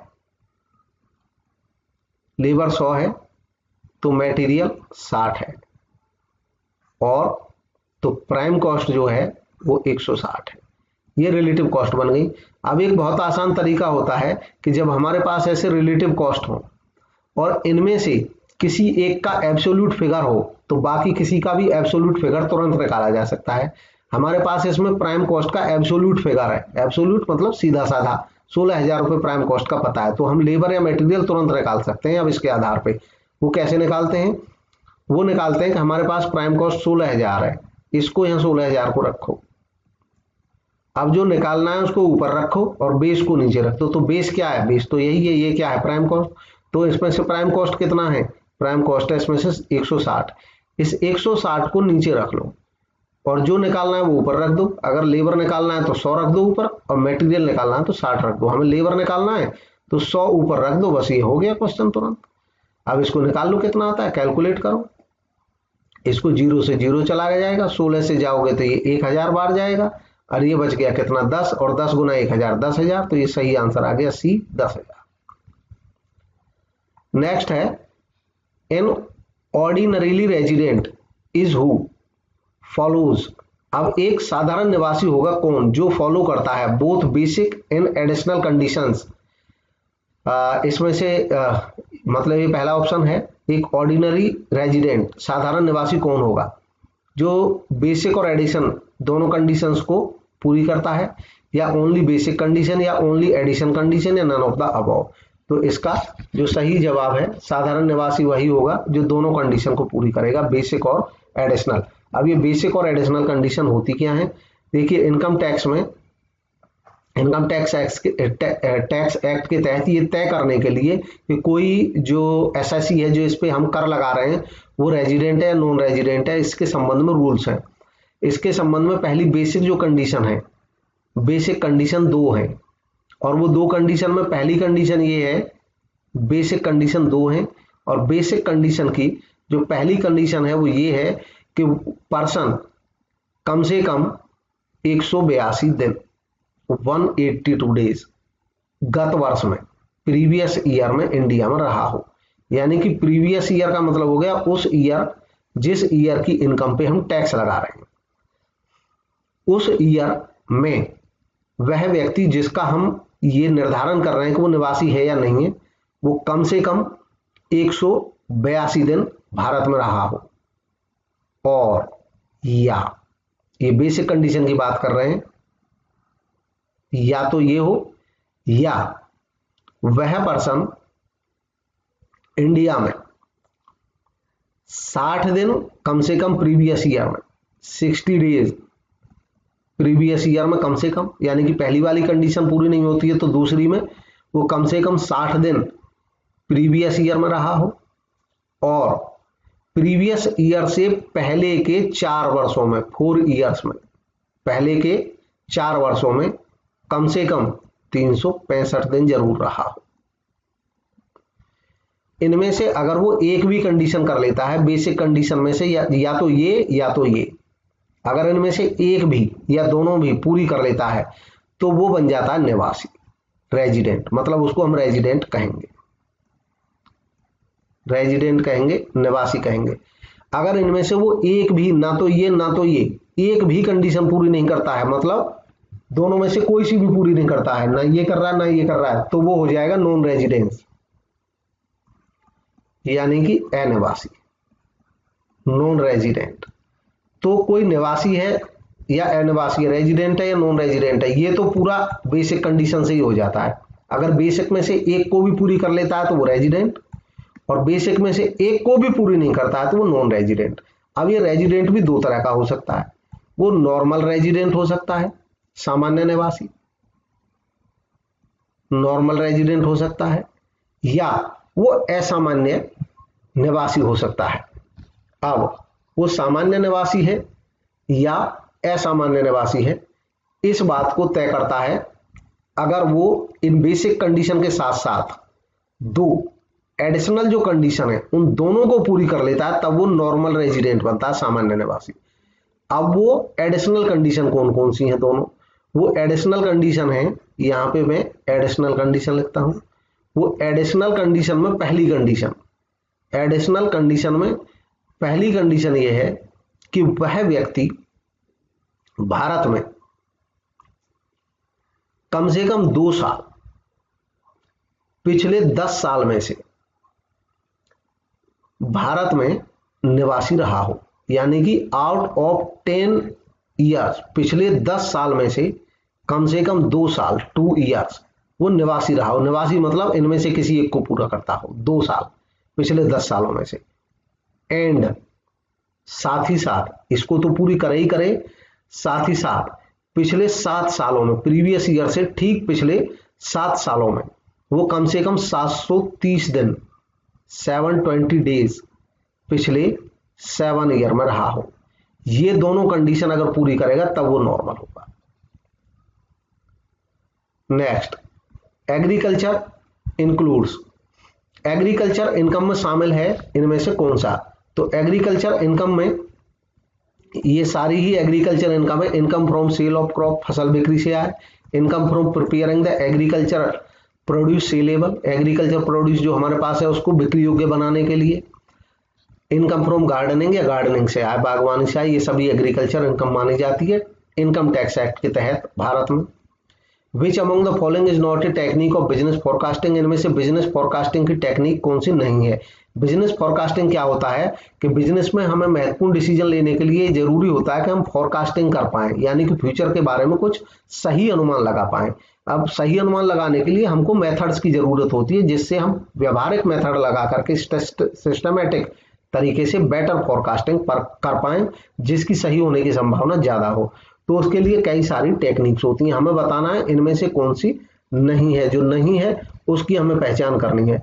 तो जो बी है कोरिलेशन एनालिसिस, ये नहीं है। बाकी ये फॉरकास्टिंग की technique, trend analysis, time series analysis, regression analysis. Next है एट ब्रेक इवन पॉइंट, सम विच्छेद बिंदु पर contribution is equal to, break even point पर कंट्रीब्यूशन किसके बराबर होता है? तो इसका सही जवाब है कंट्रीब्यूशन होता है फिक्स्ड कॉस्ट के बराबर। इसको ऐसे समझे, एक साधारण सा मैं एग्जांपल यहाँ पे लेता हूँ। ब्रेक इवन पॉइंट होता क्या है तो इसको समझे, और कंट्रीब्यूशन क्या होता है वहां पे इसको समझे तो ये समझ आ जाएगा। ब्रेक इवन पॉइंट, जैसे मान लीजिए कि हमारे यहाँ 2 तरह की कॉस्ट है, एक है फिक्स्ड कॉस्ट, एक है वेरिएबल कॉस्ट। हमें पता चला कि हमारी फैक्ट्री का, मान लो एक ही फिक्स्ड कॉस्ट है, हमारी फैक्ट्री का रेंट, और फैक्ट्री का जो रेंट है वो मान लीजिए 2000 रुपया है, 2000 रुपीज। हमने देखा वेरिएबल कॉस्ट, वेरिएबल कॉस्ट, अब फैक्ट्री का रेंट जो 2000 फिक्स्ड कॉस्ट है, फिक्स्ड कॉस्ट कभी बदलती नहीं है, चाहे हम 10 यूनिट बनाएं, चाहे 100 यूनिट बनाएं, चाहे 1000 यूनिट बनाएं।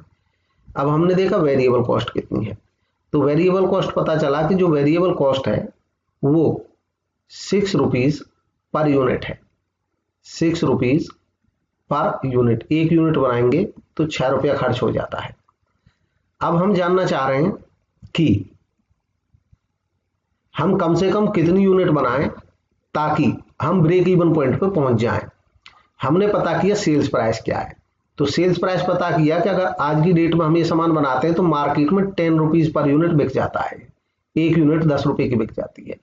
तो हमने देखा कि भाई जब अब वेरिएबल कॉस्ट तो वेरी करेगी, जितनी ज्यादा यूनिट बनाएंगे, अब 1 यूनिट बनाएंगे तो 10 की बिकेगी, 6 कॉस्ट आ जाएगी। 2 यूनिट बनाएंगे 20 की बिकेगी, 12 रुपए पर यूनिट, तो 12 रुपए कॉस्ट आ जाएगी टोटल, क्योंकि वेरिएबल कॉस्ट है, फिक्स्ड कॉस्ट अपनी जगह पे फिक्स्ड है। तो हम ब्रेक इवन पॉइंट जानना चाह रहे हैं, तो कैसे जानेंगे? हम क्या करेंगे कि जो बिकता 10 रुपए में तो बिकेगा सामान, और भाई 6 रुपए हमें पता है कॉस्ट लगी जाएगी। मान लो हम एक फर्नीचर का आइटम बनाते हैं जो 10 रुपए का बिकता है, और 6 रुपए की लकड़ी लग जाती है, तो ये तो लगेगी। अल्टीमेटली 1 यूनिट पे हमारे पास बचेगा कितना, जो हमारे बिजनेस की अर्निंग में कंट्रीब्यूट कर सकता है, वो 4 रुपया बचेगा। और इस 4 रुपए को कहा जाता है कंट्रीब्यूशन, क्योंकि जो सेलिंग प्राइसेस में से वेरिएबल कॉस्ट तो लगेगी, उसको घटा दिया, तो अल्टीमेटली हमारे पास बचता कितना, 4 रुपए बचता है। इस 4 रुपए से हमें देखना है कि हम अपनी फिक्स्ड कॉस्ट को कब पूरा कर पाते हैं। फिक्स्ड कॉस्ट हमारी 2000 है, हमने देखा कि भाई 4 रुपया 1 यूनिट पे बच रहा है, तो कितनी यूनिट बनाए कि ये 2000 रुपया पूरा कर दें हम, जो फिक्स्ड कॉस्ट है, क्योंकि ये कम ज्यादा नहीं हो सकती है। तो हमने 2000 को 4 से डिवाइड कर दिया। हमने कहा कि अगर 500 यूनिट बनाएंगे तब हम इसकी पूर्ति कर पाएंगे, 500 के 20, ये तो बराबर चलता ही रहेगा। यानी कि 500 यूनिट जो है वो ब्रेक इवन पॉइंट कहलाएगा। 500 यूनिट का प्रोडक्शन, इस पे हमें ना लाभ होगा ना हानि होगा। अब इस जगह पे देखिए कि ब्रेक इवन पॉइंट पे कंट्रीब्यूशन किसके बराबर हो जाएगा, तो कंट्रीब्यूशन क्योंकि 4 रुपया है, 500 यूनिट हम बनाएंगे तो कंट्रीब्यूशन कितना हो जाता है, बढ़ करके हमारा 2000। अब 2000 ही हमारी फिक्स्ड कॉस्ट है। यही बीईपी की सिचुएशन होती है। और अब हमें ये पता चल जाएगा इससे कि अगर हम 500 यूनिट से ज्यादा बनाएंगे तो हमें लाभ होना शुरू हो जाएगा, ये 4 रुपए पर यूनिट हमारा लाभ हो जाएगा आगे। नेक्स्ट है internal management reports are useful for. अब इंटरनल मैनेजमेंट रिपोर्ट जो होती हैं वो यूजफुल होती हैं किसके लिए? तो इसका जो सही जवाब है वो सबके लिए, ऑल ऑफ द अबव, इन सभी के लिए फायदेमंद होती है। इंटरनल मैनेजमेंट रिपोर्ट्स होती है मैनेजमेंट की अंदर की, संस्था के अंदर से रिलेटेड जो रिपोर्ट्स होती हैं, टॉप लेवल, फंक्शनल, ऑपरेटिंग, सभी के लिए लाभदायक होती हैं। नेक्स्ट है the person who bears a risk to produce goods और services to earn profit is called. Person जो बियर करता है रिस्क बियर करता है गुड्स या सर्विसेज को प्रोड्यूस करने के लिए और प्रॉफिट कमाने के लिए, यानी कि वह व्यक्ति जो लाभ कमाने की लालसा में गुड्स और सर्विसेज को प्रोड्यूस करता है और सारा रिस्क बियर करता है, उसको क्या कहते हैं? तो इसका सही जवाब है, उसको कहते हैं एंटरप्रेन्योर, उद्यमी। नेक्स्ट क्वेश्चन है education cess of 3% is payable on. Education cess अभी जो करंट ईयर है उसमें हेल्थ एंड एजुकेशन सेस में लाकर के 4% कर दिया है। ये लगता किस पे है एजुकेशन सेस? तो जब इनकम टैक्स कोई पर्सन पे करता है, जो इनकम टैक्स जिसकी इनकम पे लगता है, वो अपनी इनकम पे टैक्स कैलकुलेट करता है पहले। अगर उसकी इनकम एक पर्टिकुलर दायरे से बाहर चली जाती है तो उसको सरचार्ज भी देना पड़ता है, तो इनकम टैक्स पे सरचार्ज ऐड कर लेता है वो, और इनकम टैक्स और सरचार्ज जब दोनों जुड़ जाते हैं तो उनके ऊपर लगता है ये सेस, और इसलिए इसका जो सही जवाब होगा वो होगा option B, income tax plus surcharge में।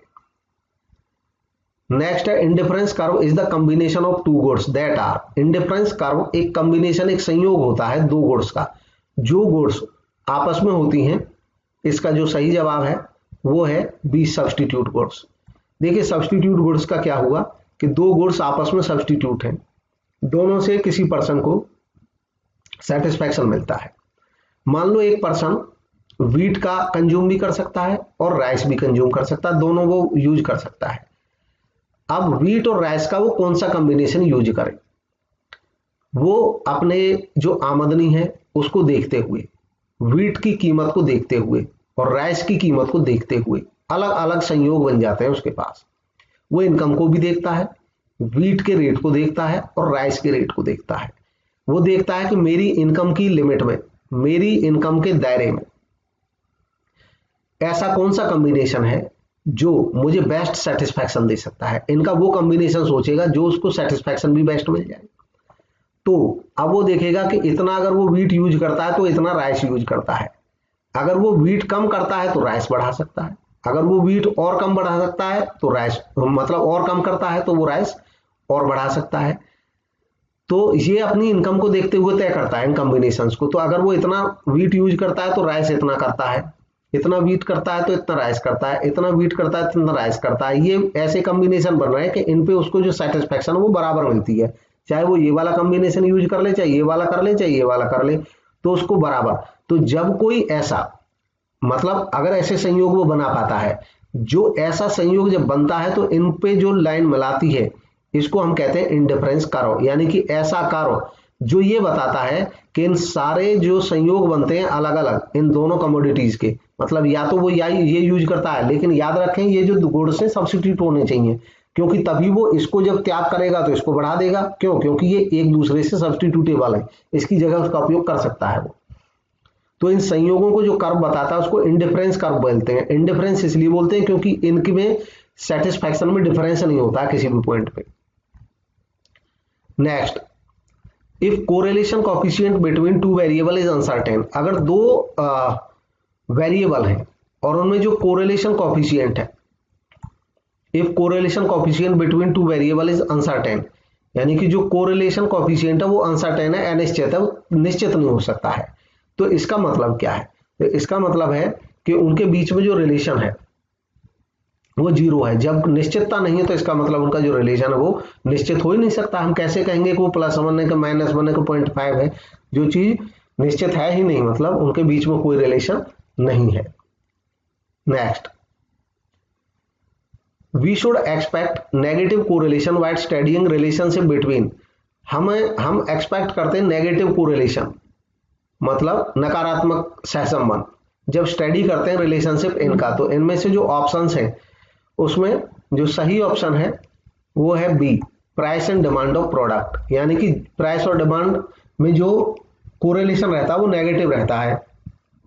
जब किसी सामान के प्राइस गिरते हैं तो उसकी डिमांड बढ़ जाती है, जब उसके प्राइस बढ़ते हैं तो डिमांड गिर जाती है, ये नेगेटिव है। इनकम और एक्सपेंडिचर जो फैमिली का होता है, परिवार का, इनमें पॉजिटिव कोरिलेशन होता है। जब परिवार की इनकम बढ़ती है तो खर्चे भी बढ़ जाते हैं, इनकम गिरती है तो खर्चे भी गिर जाते हैं, ये पॉजिटिव रिलेशन है। Sales and profit of a company, ये भी पॉजिटिव है। जब सेल बढ़ती है तो प्रॉफिट भी बढ़ जाते हैं, सेल गिरती है तो प्रॉफिट भी कम हो जाते हैं, ये पॉजिटिव कोरिलेशन है। उसके एग्जाम्पल है। नेक्स्ट है marginal, if marginal utility zero then, अगर मार्जिनल यूटिलिटी जीरो है तब टोटल यूटिलिटी क्या होगी? तो टोटल यूटिलिटी कितनी होगी? जब मार्जिनल यूटिलिटी जीरो होगी। ऐसे केस में इसका जो सही जवाब है उसको पहचानें। इसका सही जवाब होगा D, total utility is maximised. Marginal utility, अब इसको कैसे, इसको चलो मैं एक एग्जांपल से दिखा भी देता हूं, इसी क्वेश्चन पे लास्ट भी करते हैं आज का वीडियो। देखिए मार्जिनल यूटिलिटी क्या है। मार्जिनल के बारे में अभी हमने पहले भी पढ़ा। मार्जिनल का होता है अतिरिक्त इकाई यूज करने पर जो उपयोगिता मिलती है। जैसे मान लो हमने एक गिलास जूस पिया, अब यूटिलिटी उपयोगिता वैसे तो मापी नहीं जा सकती है, लेकिन उसको अज्यूम कर लेते हैं कि भाई यूटिल्स में हम माप सकते हैं, ऐसा हम अज्यूम करते हैं कि इसकी उपयोगिता को हम माप लेते हैं।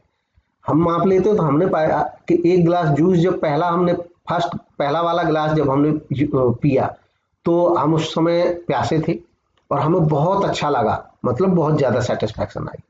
तो मान लो इस सेटिस्फैक्शन को हमने माप लिया और हमें जो सेटिस्फैक्शन आई वो 10 यूटिल्स में माप दी हमने, मतलब एक इकाई का नाम दे दिया यूटिल, 10 यूटिल, इतनी हमें उपयोगिता मिली। हमने कहा एक गिलास जूस और पीते हैं। तो ऐसा देखने में आता है, ये हमारा तजुर्बा, एक्सपीरियंस, विश्वास ज्यादातर लोगों का कॉमन सिचुएशंस में, जब बाकी चीजें अगर नॉर्मल हो। तो दूसरा गिलास जब पियेंगे तो वो हो सकता है उससे भी हमें आनंद आए, लेकिन जो सबसे पहले वाले में हमें आनंद आया था वो उससे उतना नहीं आएगा, इसमें थोड़ा कम आएगा। तो मान लीजिए वो 8 यूटिल मिली हमें उपयोगिता, फिर हमने एक गिलास और जूस पिया, तो धीरे धीरे जैसे जैसे हम अतिरिक्त गिलास का सेवन करते जाएंगे कम होती चली जाएगी मार्जिनल यूटिलिटी। हो सकता है अगले में हमको 5 आए, फिर हमने एक मान लो चौथा गिलास यूज किया तो फिर हमको 3 आए, फिर मान लो हमसे कहीं कोई एक और ले लो तो हम कहेंगे यार अब तो बराबर हो गया, अब मन नहीं कर रहा बिल्कुल भी। तो अगर अगले वाला हम लेंगे भी, 5वां हमने यूज भी किया तो हमने कहा कि यार कोई फर्क नहीं पड़ा, अब तो स्वाद ही, टेस्ट एक समय होता है उसके बाद टेस्ट समाप्त हो जाता है, पियो मत पियो बराबर है। तो वो मार्जिनल यूटिलिटी उस समय पे जीरो हो जाती है। उसके बाद भी अगर हमें कोई कहेगा, तो ऐसी सिचुएशन जिसके बाद हम बिल्कुल भी पीना नहीं चाह रहे थे, जीरो हो गया था, अब उसके बाद भी अगर हमें कोई देगा तो हो सकता है वो हमारे शरीर को उल्टा नुकसान कर जाए और वहां पे उसकी यूटिलिटी हो सकता है माइनस में चली जाए 2। अब देखते हैं टोटल यूटिलिटी क्या होती है। टोटल होता है कि एक से जो टोटल यूटिलिटी वो मिली 2, अब हमने दूसरा भी जब यूज कर लिया तो टोटल यूटिलिटी कितनी हो गई 18, हमने तीसरा भी यूज कर लिया तो टोटल यूटिलिटी कितनी हो गई 18 और 5 23 कुल उपयोगिता।